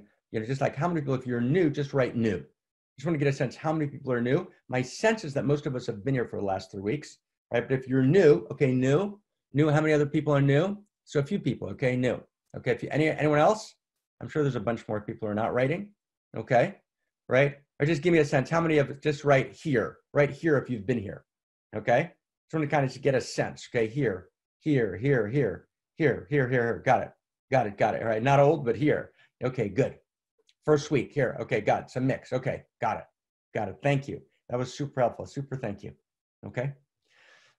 So, number one, here we go. We live in a moment of this decentralized sense-making, right? Meaning, right, we can't easily rely on the sense-making organs. And in the same way we couldn't rely, or we actually know now, let's say it this way, we actually know now that we can't easily rely on the sense-making organs of, let's say, the medieval church. In the same way, we can't rely on the contemporary sense-making organisms, because the contemporary sense-making organisms are actually not aligned with the creation of the maximal goodness, truth, and beauty for every human being. So what that means is that there's disinformation in the system. on multiple levels that we've talked about. I'm not going to review all of now. But disinformation means marketing is disinformation. Marketing means I have an agenda. My agenda is not based on the intimate universe. The intimate universe means that we have shared identity. That's our equation of intimacy. Our equation of intimacy is intimacy equals shared identity, right? Quarks coming together, right, to form, right? Three quarks, a proton, neutron, and electron coming together to form an atom. Atoms coming together to form a molecule. So that structure, we talked about 6 examples of that structure last week. That structure works in an organization, it works in a couple, it works between nations, it works in the different parts of our self, right? It works all the way across the board. That is actually the Einstein's relativity equation equals mc squared is actually about relationships. It's about the relationship between space and matter and how space and matter communicate and talk to each other. So actually relativity, the relativity formula of Einstein is actually about relationships, and it's about relationships at the level of physics. Does everyone get that? And that's actually scientifically precisely accurate, how space and matter talk to each other, how space and time communicate. It's a communicative cosmos. There's a conversation and there's meaning that's being exchanged. That's gorgeous. So relativity is actually about relationships. And the nature of reality is actually intimate. Right? There's relationship happening all the time. Right? Reality is relationships. And reality is evolution, meaning it's not a fact, it's a story, it's going somewhere. And reality is the evolution of relationships. And information is a form of relationship. Does everyone get that? Does everyone just get that and get that kind of deeply and seriously? That'll then allow us to take us into kind of conspiracy theories and false flags and what that means, right? So, right, relationship itself is a form of intimacy, meaning, right, relation is intimacy between parts that configure together and create a new sense of meaning, okay? So I can only understand reality if I realize that I'm part of reality, that I'm participatory, right? John Archibald Wheeler, right, a physicist who collaborated with Einstein, right, talks about this being a participatory universe. Does everyone get that? A participatory universe. Now, participation means my part, in the original Hebrew, that's chelek, my part, you with me? My part participates in the whole. That's what an intimate universe means. Does everyone get that? So that means that the structures within me, in my partness, participate in the whole. And actually, we know based on the interior and exterior sciences, and the whole actually lives in me. So now stay with me. So if I live in a reality which is disinforming me, right, then I'm deformed. Then I'm violated. Everyone get this? And then the fastest growing dis-ease, because I feel uncomfortable, because I realize I'm being told a lie. So how many people have had that experience? Someone's talking to you, and you know they're just not telling you the truth. And you don't quite know how to call it out, right? Right? And you feel uncomfortable, and you feel dis-ease. And you don't expand, you feel contracted. Right? You depress. You don't expand, you depress. The fastest growing disease in the world today is depression. And depression comes from being disinformed. Right? I'm not connected to the larger story. I don't have a sense of the intimate universe. I don't have a narrative of identity of who I am as a unique configuration of intimacy in the larger field of intimacy, which is core to the new story based on the interior and exterior sciences.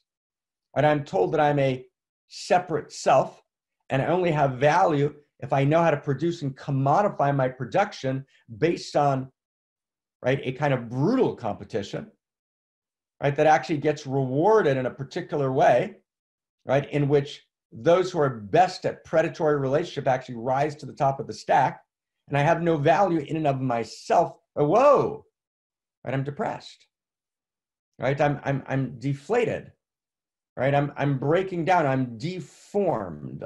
And that deformation, right, moves in my body and it expresses itself as dis-ease. And it expresses itself, right, and in all sorts of short-term fixes of addiction and pseudo-eros and sugar and obesity, right, in order to cover up this deforming because I've been misinformed.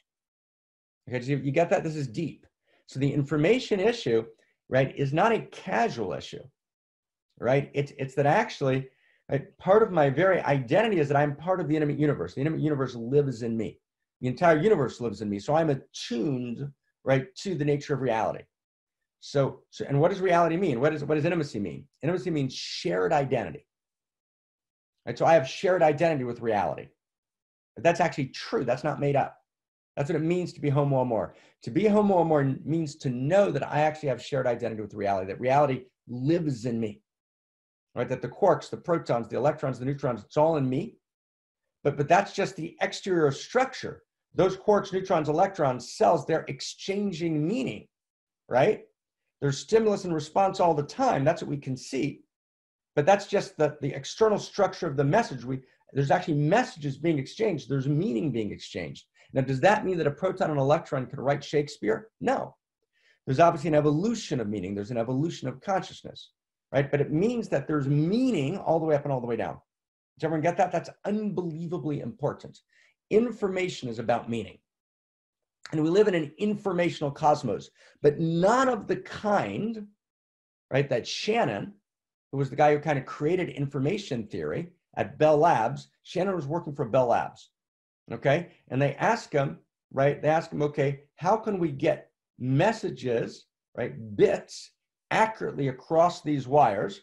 And because we want to make more money, let's get more bits, right, more accurately across these wires, right? And so Shannon's brilliant, right? Comes up with a way of coding math through electricity. Essentially what he does, right? He takes the mathematical formulas, right, bits and bytes, and turns them into electricity, right, in a way that can actually transmit accurately, right, from point A to point B, more and more information, which means neutral bits. So that's what information theory meant for Shannon. But Shannon, as my friend Howard Bloom says, right, Shannon got the math right and the metaphor wrong, but the metaphor here is everything. That's not actually information. That's actually a misusage. And his colleague Weaver, right, Warren Weaver, who was a director at the Rockefeller Institute, who published a paper with him in 1949-50, points out that actually, he says, when me and Shannon are using the word information, we don't mean what information usually does. Information actually doesn't mean what it means in the Oxford Dictionary, right? The way we're using information is the exterior structure, right, of configured bits in a particular way.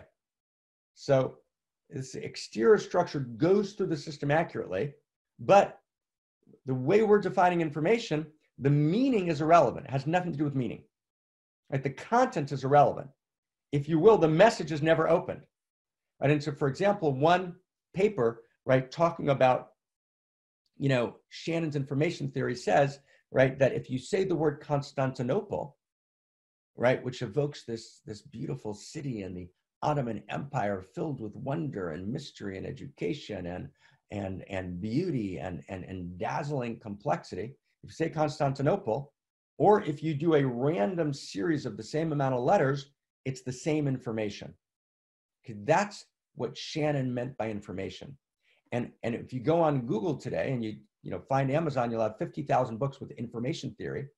And information theory means that neutral kind of information, which is why we have social media platforms that are just about information bits and about, right, monetizing attention, but we don't really care about the quality or the content, right, or the meaning of the information.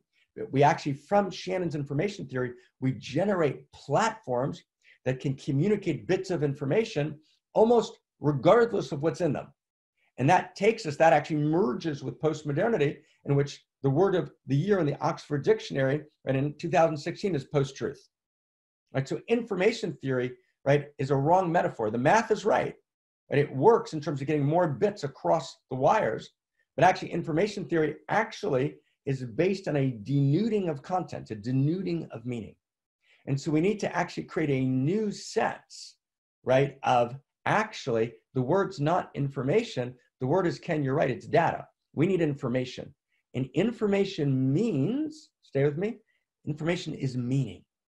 Information and meaning are the same. Information is intimacy. So I want you to get this word. Information equals intimacy. That's a huge understanding. Information is not measurable. Did you get that? And information is beyond measurement. Information is intimacy itself, which means that if I want to know information, I know through my own deepest sense of self. So we said last week that carnal knowledge, the word yada, is to know. And to know is to be informed. But I know through me touching you. We touch each other, right? And the sexual models the erotic, right? We touch each other. We touch each other emotionally, existentially, right? Aesthetically. We touch each other, right? Morally, right? We touch each other in every possible way. And through our touching, right? The intimacy that's me, right? Which is attuned to the intimacy that's you. And the intimacy that's you might be an individual you, and it's the field of reality itself. Right? What allows a scientist to do science is the unique configuration and unique perspective of the unique self, the unique quality of intimacy, which is the scientist, that's driven by a unique curiosity to explore a unique dimension of reality. Weinberg, right, is fascinated with muons, right? That is a unique quality of intimacy, meeting the universe and then knowing, an act of carnal knowledge, an act of merging and then disclosing, receiving. But information means I receive and I interpret, I open the message, right? Reality is filled with messages that need to be opened. And we, the human being, we are the openers of the message. Okay, now stay with me because it's beyond gorgeous. So there's actually an evolution of intimacy. So in the world of matter, you've got the first level of intimacy and the first level of information. And what is intimacy and information in the world of matter? It's this meaning exchange that happens, even the laws of relativity, which we've already said are the laws of relationship. And again, we mean that quite literally in terms of science. There's relationship and there's information and there's meaning that's communicated. And we actually know that at the very level of protons and electrons, we see in the exterior, we see that there's allurement and autonomy. There's attraction and repulsion. There's stimulus and response. That's the exterior that we see. But actually the interior is there's what Whitehead called prehension. There's meaning exchanges. Quarks are not the same. Quarks are unique. There's not this kind of, there's particular kinds of quarks, a very limited, right, set of quarks, 6 kinds of quarks. And then each quark has a unique trajectory. And actually, if you would actually imagine the primordial world, right, the first nanoseconds of the Big Bang, there's this huge, huge rave party made up of subatomic, right, elementary particles, but the elementary particles are distinct, they're unique. And it's not just that any 2 particles can find each other. There's unique allurement and attraction and communication between the particles that is innate, right, to the very structure of reality itself. Wow, right? And quarks have unique trajectories, right? So quarks have proto-uniqueness, right, and proto-feeling, and they desire to touch each other, but in particular ways. No, touch me there, touch me there. Right? Not a retrojection of human consciousness onto a quark, no, right? But we participate in the same field, right? So there's actually information, communication, exchange. It's an amorous cosmos. It's a cosmos that's communicating and exchanging information all the time. Now stay with this, and it's so gorgeous, okay? Right? Actually, that's correct, Ken, right? Information becomes available when we discern it. Right? Howard Bloom says beautifully, we were talking this past Tuesday, that when the receiver receives the information, then actually the information becomes awake and alive. It's a participatory universe. That's what Wheeler means. We participate in the information. The information is both there, and then it actually comes together with us, and then we reveal it, and we participate in its creation. Okay? Now this is huge, okay? So stay with me, okay? Stay with me. Stay with me. I want to go slow here and get this right. Okay. So information lives in me And my ability to receive and discern information and bring wholes together bring parts together into new wholes is my unique quality. But stay with me. Let's take it slower. Okay? So at the level of matter, you have information, right? So that is the entire structure and all the configurations, right? The tables of elements, the tables of chemistry, right? The laws of physics, all the mathematical formulas, that's all information, right? But it's information that is organized by spirit itself. It's organized by infinity. Infinity organizes finitude and all of the patterns of information that are not just the measurable patterns, right? Information expresses itself also in measurable patterns, but there's an immeasurable, and it's the Tao that can't be spoken that is the Tao. You get that? It's the invisible. It's what Rilke calls the unsayable, and this is very important, which is why the instruments of science, which are about measurement, because science moves, right, in the 16th century from classification to measurement, the instruments of measurement can't access that dimension of information, but we can, right? We can, because that information lives in us. But let's go slow. So that's information at the level of matter. Then information jumps to the level of life. So now we have a dog. Now, when information leaps to the level of life, when information becomes more sentient, more alive, there's more freedom. So despite Heisenberg's uncertainty principle, which introduces some dimension of uncertainty into the laws of physics, there's still very strong probabilities that can allow us to chart reality with fairly large amounts of certainty. That's what science is based on. Planes fly, right? There's certainty, it works, okay? So using the laws of physics, we're able to do an enormous amount. But a dog, who's a new configuration of information, who's newly informed, who's a new structure of intimacy, a dog has more freedom. Does everyone get that? Dog's more free. Right? You're not quite sure what the dog's going to do in the next 10 minutes, right? So a dog has much more freedom. You get that? But although you're not exactly sure what the dog's going to do, but you got a general idea, right? You don't have the idea that you have at the level of physics of matter. You've got more freedom in the system. You've got more interaction, right? The system impacts on you and arouses your feeling in new ways, right? So although the Grand Canyon arouses wonder and awe, and a dog arouses a new dimension of intimacy, there's interaction. The dog has some dimension of freedom and feelingness, right? So it's a higher level of information, right? So the evolution of intimacy is the evolution of information. They're directly related, which is the evolution of love, which is the emergence of new freedoms. Does everyone get this? We're in the source code now. Is this too hard for everybody? Who's with me? Who's with me? Give me some energy here, guys. Is this too hard? I know that we're going deep and we're in the source code, okay? Shannon got this wrong, right? Shannon misused the word information. Did you get that? It was a tragic misusage, right? That generated platforms that are all about bits and not about content, right? So Facebook wants to monetize more and more bits of information. That's a direct result of information theory. Wants to monetize your attention, which is your greatest gift. Your greatest gift is your attention. Your attention is actually being hijacked and monetized, right, to actually generate more mega wealth. That's tragic, right? It's got to be about meaning. Meaning is what information is. So there's meaning, information, intimacy at the level of matter. Then there's meaning, information at the level of life.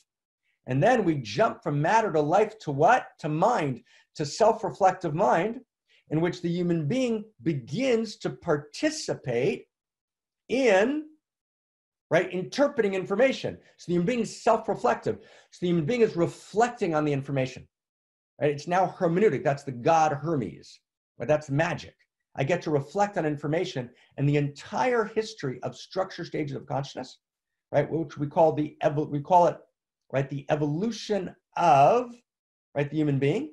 There's about 8 to 10 major structure stages of consciousness. So, for example, Gene Gebser talks about 5 structure stages of human consciousness, which is one, and his highest stage is integral. And contemporary integral theory, my colleague and dear friend Ken Wilber, is in part based on Gebser. Or, for example, who's a good example? Don Beck used his teachers, right, system, right, who was a good friend and colleague of Maslow, Claire Graves, to talk about 7 structure stages of consciousness. And they popularized something called spiral dynamics, right, which is from, early structure stages, right, to much deeper levels of consciousness. And consciousness means interior worldviews. There's about 7 or 8 major worldviews in reality, right? and each one is different and distinct. Okay? Wow. Okay? So these worldviews, for example, are kind of archaic, they're kind of primitive, and then they're tribal, and then there's organized kingdoms, and then there's rational, and then there's informational, right? There's these different informational in the sense of pluralistic, right? The new age that we live in. And each one of these structure stages of consciousness has an exterior and an interior. So you might have, kind of hunter-gatherer, right? That's the exterior. The interior is a way of informing reality, organizing and understanding reality, right? Early farming, horticulture, then agrarian. It then has a new interior, which is more tribal. It's a whole other way of organizing information. I'm not going to go through what each structure stage is. And then we get to the kingdom, right? Which is larger organized systems, which are not based on bloodlines and based on principles. And we go through kind of different levels of the kingdom. Then we get to the Western Enlightenment, and we get to kind of more about meritocracy and reason and universal human rights and the scientific method. And then we jump to kind of, right, this new world of postmodernism, which is about, right, multiple possibilities and, and re-enchanting the world and bringing in minorities and victims, but actually which loses lots of the previous important pieces from the previous levels of consciousness. Then we get to this new stage that Gebser calls integral. We try and integrate all the previous stages into one new larger whole, which we call second tier consciousness. If you didn't get that, skip it, okay? But that's just to give you a sense that every one of these structure stages of consciousness, right? Let's just say it really easily. Egocentric, right? Me and my clan. Ethnocentric, my tribe. World-centric, right? We are the world, right? Cosmocentric, everyone's included, right? All ideas, all people, right? All animals, the cosmos itself. Egocentric, ethnocentric, world-centric, cosmocentric. However you tell the story of different structure stages of consciousness, it's the evolution of love, which is the evolution of information. Did you get that? Right? It's a new way of bringing separate parts together into larger wholes, right? So the evolution of information is, right, by itself, definitionally, right, the evolution of intimacy. Okay? We breathing? Who's still breathing? Who's still breathing? Who's still breathing? Anyone still breathing? Let's breathe together. We breathing? Okay. And now it gets interesting. Okay. Now it gets kind of crazy interesting. Let's kind of see it. Okay. So we're now in the Anthropocene. We're now in the Anthropocene, which means the era in which the human being, right? Went from matter to life to mind. Then in mind, self-reflective mind. Then we went through all these stages of consciousness, right? In mind, which are all the eras of human history, right? All the eons of human history. We unfold technologically, but we also unfold interior technologies. We're now at a moment where human beings doing sense-making through our self-reflective minds, organizing bits of information into larger wholes, organizing different strands of meaning that we feel and intuit because we're attuned to them, because they live in us. We now organize them together into larger wholes, and we create new information. It means we create new meaning, which we create new structures of intimacy, right? We create new possibilities of love, right? We create a vision of a new human and a new humanity. What is the vision of the new human and the new humanity? It's a new story. What is this new story, right? It's a new way of sense making, right? It's a new story. It means a story is, right, is a whole which brings together different parts in a new synergy, which tells a new story that was never told before. So that's what the mystics called Metatron. Get this? Metatron. Metatron is the human being who becomes divine. Metatron is when I wake up to Homo Amor. And Metatron is called the scribe. And Metatron is the scribe because Metatron is writing new letters, right? So from the perspective of Shannon's information theory, if I'm scrawling letters, it doesn't matter what the letters say. From the perspective of Metatron, who's the scribe of God, right? Who is not just Homo sapien, but who's Homo Amor, right? Who is informing reality, who is co-creating with the divine. We literally become co-creators. We literally become aware of our power. We literally become aware that the infinity of power of divinity moves through us. And we have the ability, therefore, to destroy reality, which is to disinform reality, right? And to alienate ourselves from reality, which will make us depressed, will make us diseased, right? Which will cut off our ability to feel each other. Or we can actually inform reality. We can reformulate reality. And we reformulate reality by creating new formulas, by creating new memes, by creating new dharma, right? right? New dharma, which is a whole greater than the sum of the parts, which are new synergies, which are new intimacies, okay? So if we have a broken information ecology because someone's marketing to me based on a violation of intimacy, because intimacy equals shared identity, right? So if the person who's marketing to me, or the person who's doing a scientific study, which is funded by, right, hidden agents who are not revealing who they are, which has an agenda, which is a return on investment, right, which has an agenda, right, to actually support visions of reality, which are purely about profit for the 1%, right, which actually leave everyone else out of the story, right? If that's what actually is happening, right, if actually I can't rely on scientific studies anymore, which I can't, without actually checking their source and their method, and checking their axioms, and checking who's funding them, and checking what their agendas are, right? I can't rely on that. I've got to actually check, right? So science, just like religion, we look back and we realize now I can't trust the priest. Love the priest, but lots of priests are doing bad stuff. They've got other agendas. Scientists are new priests, right? And so there's some great scientists, like there were some great priests, but we don't trust scientists as a class, and we don't trust priests as a class, right? We always check, right? We check, we love people, right? And people have to earn our trust, right? Just like in a relationship, you have to earn trust. And so science has to disclose its hidden agendas. Science has to disclose its dogmatic materialism, which is actually not based on genuine information. It's based on a dogma. It's a legitimate rebellion against the old church, but it's stuck in the rebellion, and it claims to be science when in fact it's disinformation, right? So just like fundamentalist churches are disinforming, so dogmatic materialism of science is ignoring an enormous amount of what they call anomalies that they just kind of leave out, and telling us a dogmatic materialist story, but pretending like they're not. That's disinformation. That's not okay. When someone's marketing to me and they're not actually having shared identity with me, right? They're not actually having mutuality of pathos with me. What's intimacy mean? Intimacy equals, what's our equation? Just like Einstein's equation of relativity was an equation of relationships, so our intimacy equation is an equation of relationships. Reality is relationships. Reality is evolution. Reality is the evolution of relationships. Reality is intimacy. Reality is the evolution of intimacies. We're now at a place where we're unique qualities of intimacy that are self-aware. We are evolution awakening to itself. So we are now configuring new intimacies. But we got to do that in a world in which we're informing reality. We're not deforming reality.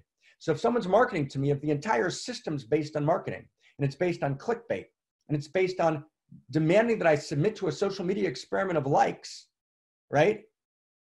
In which, right, I'm actually, right, playing out all of my pathologies. I'm on Instagram, right, and on Twitter feeds and Instagram feeds and Facebook feeds. We're not getting content. We're getting bits and bytes, right? But we're not getting these new evolutions of intimacy. We're not getting the best of humanity. We're getting monetized attention, right, for the sake of the profit of the elite. That's not prophetic. We've got to move from prophet to prophetic. And prophetic means that we participate in the field, that we're all prophets together, right? That we all have a unique voice, and that unique prophecy needs to be heard, but not alone, not when I'm writing as an ego. Some people write, that's my ego expression. No. Writing also can be hijacked as an ego expression. We're writing together as a unique self-symphony. We're sharing together. We're informing together, right? That's the new possibility, right? And so actually, if someone's marketing to me and they don't have shared identity with me, and they can't feel me, we have no mutuality of purpose. We have no mutuality of pathos.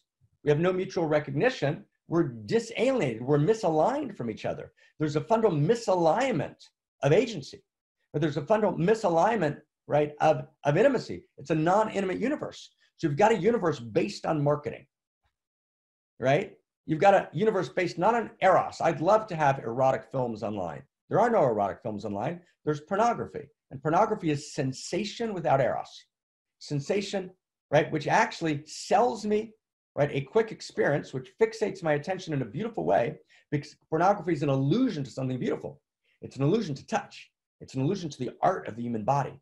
It's an illusion to the art of intimacy, but it's actually divorced from, it's commodified, right? It's sensation without eros, and I sell it to you, and it drives the internet, right? And it's addictive because you need another hit of it, and it covers over the fact that you're disinformed by reality, right? And it's monetized, but that's not just pornography. Technically, it's a pornographic universe in which everything's marketed at me.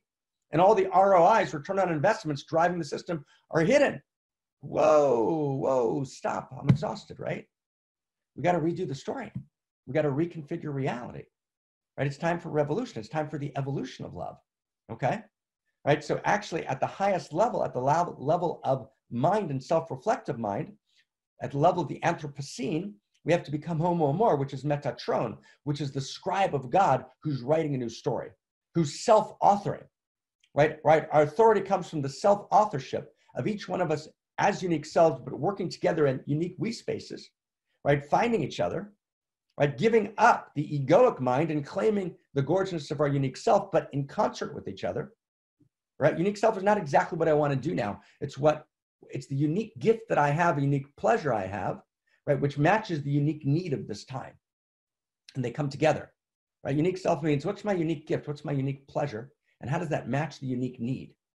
And sometimes I've got to adjust between those. And then from there, I give my unique gift, right? Which is my unique contribution, which comes from my deepest source, which is my unique source. Wow. Okay, wow. Okay, we ready? We ready? Are we okay? How are we doing? How are we doing? How are we doing? Are we okay? So it's a lot. Okay, it's a lot. It's a big deal. So can you begin to see this? Can we see this? Can we see this, friends? This is a big deal. Okay? This is a big deal. It's like it's beyond a big deal. Right? So a unique self is a unique quality of intimacy. So unique self means I know my uniqueness. I know my quality of intimacy. And through my unique self, I can actually touch the unique nature of this time. Because every moment of time has a unique quality of intimacy. Time is intimate. The word time in Hebrew is invitation. Every moment in time is an invitation to intimacy. Okay? And I have a unique self, which is a unique quality of intimacy in me. Right? And that unique self, right, is my Metatron. It's my Judah characteristic, right? It's my unique quality. And so when my unique quality of self meets the unique quality of time, and then just like space whispers to matter, space and matter in the laws of relativity, so space and matter in the structural laws of intimacy come alive, and I literally hear reality whispering in my ear, and reality tells me, I need you. What do you need from me? I need your quality. How do you need my quality? I need this gift of yours. What's the gift? The gift is an expression of your unique self. And it's a particular outrageous act of love that's yours and yours alone to perform. And you actually feel that outrageous love, which is that informing, that unique intimacy moving through you. And you feel that unique quality of self that's meeting this unique quality of time, and you explode with energy. And you explode with power. And you explode with competence. And you explode with possibility. You're not trying to be someone else. And imitation is idolatry. Imitation is idolatry. Right? No, you're actually being your unique quality. You're giving your unique gift, which is intimacy incarnate uniquely as you, right? Meeting the quality of this moment. And we begin to do that, repeating that, iterating that all over the world. Right? Now we've got a new reality. Now we've got a new world.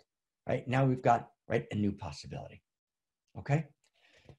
So with that in mind, right, we begin to have actually a kind of understanding of what we mean, right, by conscious evolution, right? This is what conscious evolution actually means, okay? Right, this is what conscious evolution actually means. Let me just stop for a second. Let me see if there's anything super important that we need to say here before we kind of go on into false flags. Anything super important that we need to say here? Okay, I think we got it. I think we got it, okay? I think we got it. Okay. Are we good? Are we good? Good. Okay. We're going to skip pages and pages and pages. I'm going to summarize this. And we're going to jump into false flags. Okay. I'm going to jump into false flags. David, stay with us, brother. Okay. So intimacy means to be an aggregator of parts into larger wholes. So I'm going to give you another word for intimacy. Okay, Simona? Intimacy is Shakti. We're literally birthing new language. That's where magic is. We birth new language. Adakadabra, avracadabra. I create through my speech. I birth new language. Language is intimacy, right? The bits themselves, right, are just, that's Shannon's information, but it's not information, it's data. Information is the meaning that inheres in the letters that create a new whole. And so when we create a new language and we create a new story, so then the Shakti is moving in us and aggregating. We become knowers. We become carnal knowers, right? We're making love with reality. That's literally what it means. To be intimate is to make love with reality and to let reality make love with you, right? Which is the ultimate intimacy, which actually creates new possibility. And it's erotic. It's the most erotic thing in the world. So the sexual models Eros doesn't exhaust Eros. Okay, that's what carnal knowledge means. It means that omniscience, right? The knowingness of reality is evolving. There's evolving meaning in reality. We actually, as human beings, we add meaning to reality. So reality is not just a disclosure of meaning. It's that the human being, right, who receives information and opens the message and interprets the information through the meeting of the human configuration of intimacy, the human interior knowing with the objective information. When that comes together, then we have new information. So information is based on the receiver. You know, in Hebrew wisdom, right, esoteric wisdom is called Kabbalah, the receiver. That's unbelievably important, right? Meaning, and the receiver is Homo Amor, is the erotic mystic, right? Is the evolutionary mystic, right? And there is no information until it's received, right? I mean, it's there, but it's half there. We need the co-creation. It's when I receive the information, I become Kabbalah, I become the receiver.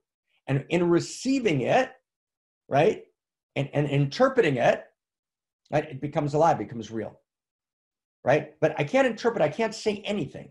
It's not that I can say anything. It's not that all interpretations are correct. That's not true.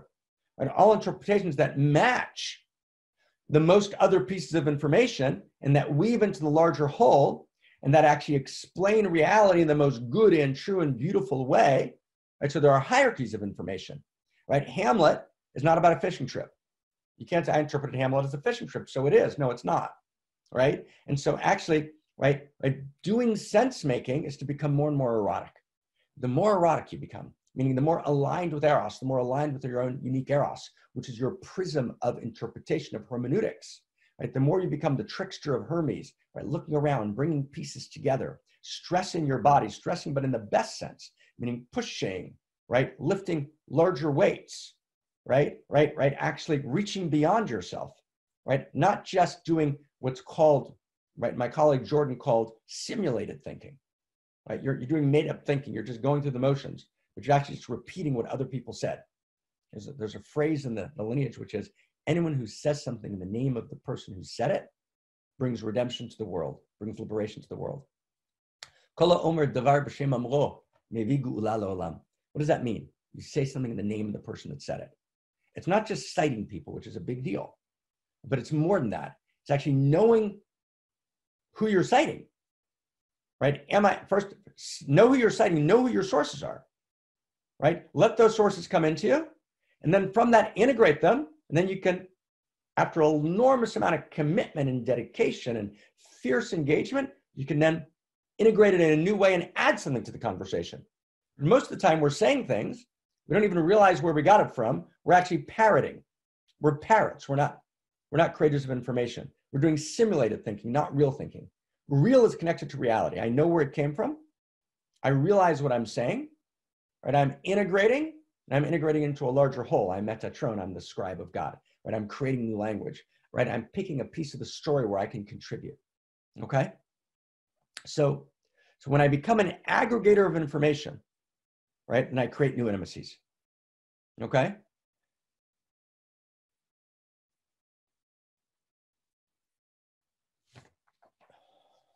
Anything else that's absolutely critical here?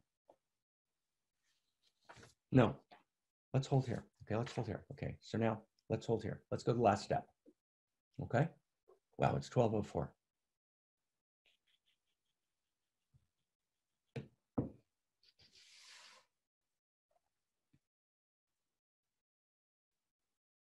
Okay. So be with me for a second. I don't want to go for another long period. I know my friend Tom probably has to get off, right? Right. So tell me how you are, guys. Right. I want to get to the yoga of this Dharma. This was super, super, super. Right. So here's what we're going to do. We're going to do right? And stay with me for a second, okay? Stay with me for a second. Stay with me for a second. And we're going to just take a vote here, okay? Right? I'd like to do one more piece, but I can do it next week, right? And then one more piece is now we now have the kind of, we've now evolved the source code. We now have to kind of now go back to false flags and see how they work. And what false flags are there, what false flags are not here, right? How does it work, right? So there's 70, I don't know, about 100 of us actually here, right? So can we do this? Can we do this? Or do you want to do it next week? I'm going to take a vote. How many people want to do it next week? Who's for next week? Give me next week. Give me next week voters next week. One next week. Who else? Next week. Who else? Who else? Any more next weeks? Any more next weeks? Any more next weeks? Any more next weeks?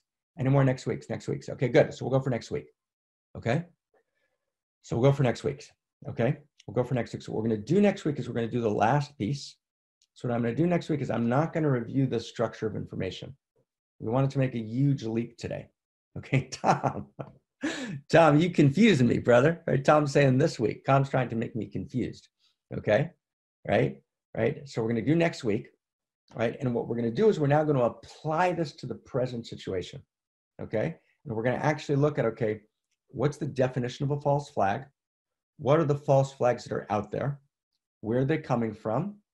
And how does the Dharma, right? How does the news story function in order to overcome false flags and to actually create the new possibility? Okay, does that make sense? Okay, so let's just hold for a second. So first I just want to apologize. I know I did this quickly. I tried to, in a period of, 40 minutes, do actually a complete revolution. Those of you who are following Relativity and Shannon and got what we were doing, I was doing what's called, with permission, just just gentle. It's called second simplicity, right? So we could have footnoted this for 10 hours. I tried to do second simplicity, okay? Where you begin to kind of feel it come together. So each one of these, and if I could show you I'm going to just do something weird for a second. I'm going to do something here. Let me just be weird for a second, guys. Here we go. Ready to be weird with me? Here we go. So just take a look here, okay? So this is just pieces of paper, piles of paper, right? So all of those piles,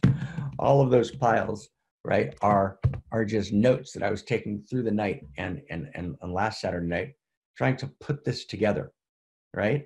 And so we're bringing this together, right? I spend all of Saturday, right, in Shannon and trying to understand where Shannon went wrong and talk to my friend Howard Bloom and kind of going in so many different pieces here. This is a big deal, right? This is a big deal, okay? Sense making is everything. The unique self has to do sense making. And we have to actually reclaim sense making, not as individuals, but as a unique self symphony. Did you get that? We can do sense making together. You can't do sense making without core axioms. Does everyone get this? Tom, this last sentence is for you. You can't do sense making without core axioms. Does everyone get that? Core axiom means that you bring together the best of interior and exterior sciences and you have simple principles. This is a very, very big deal. My body's shaking, right? The Dharma is the core axioms. That's what a Dharma is. Now stay with me one more sentence. When you iterate core axioms in new mediums, you create new realities. Okay, so unique self is a core axiom. But for those of you who studied unique self, right, with us over the last 10 years, unique self is not my Myers-Briggs test.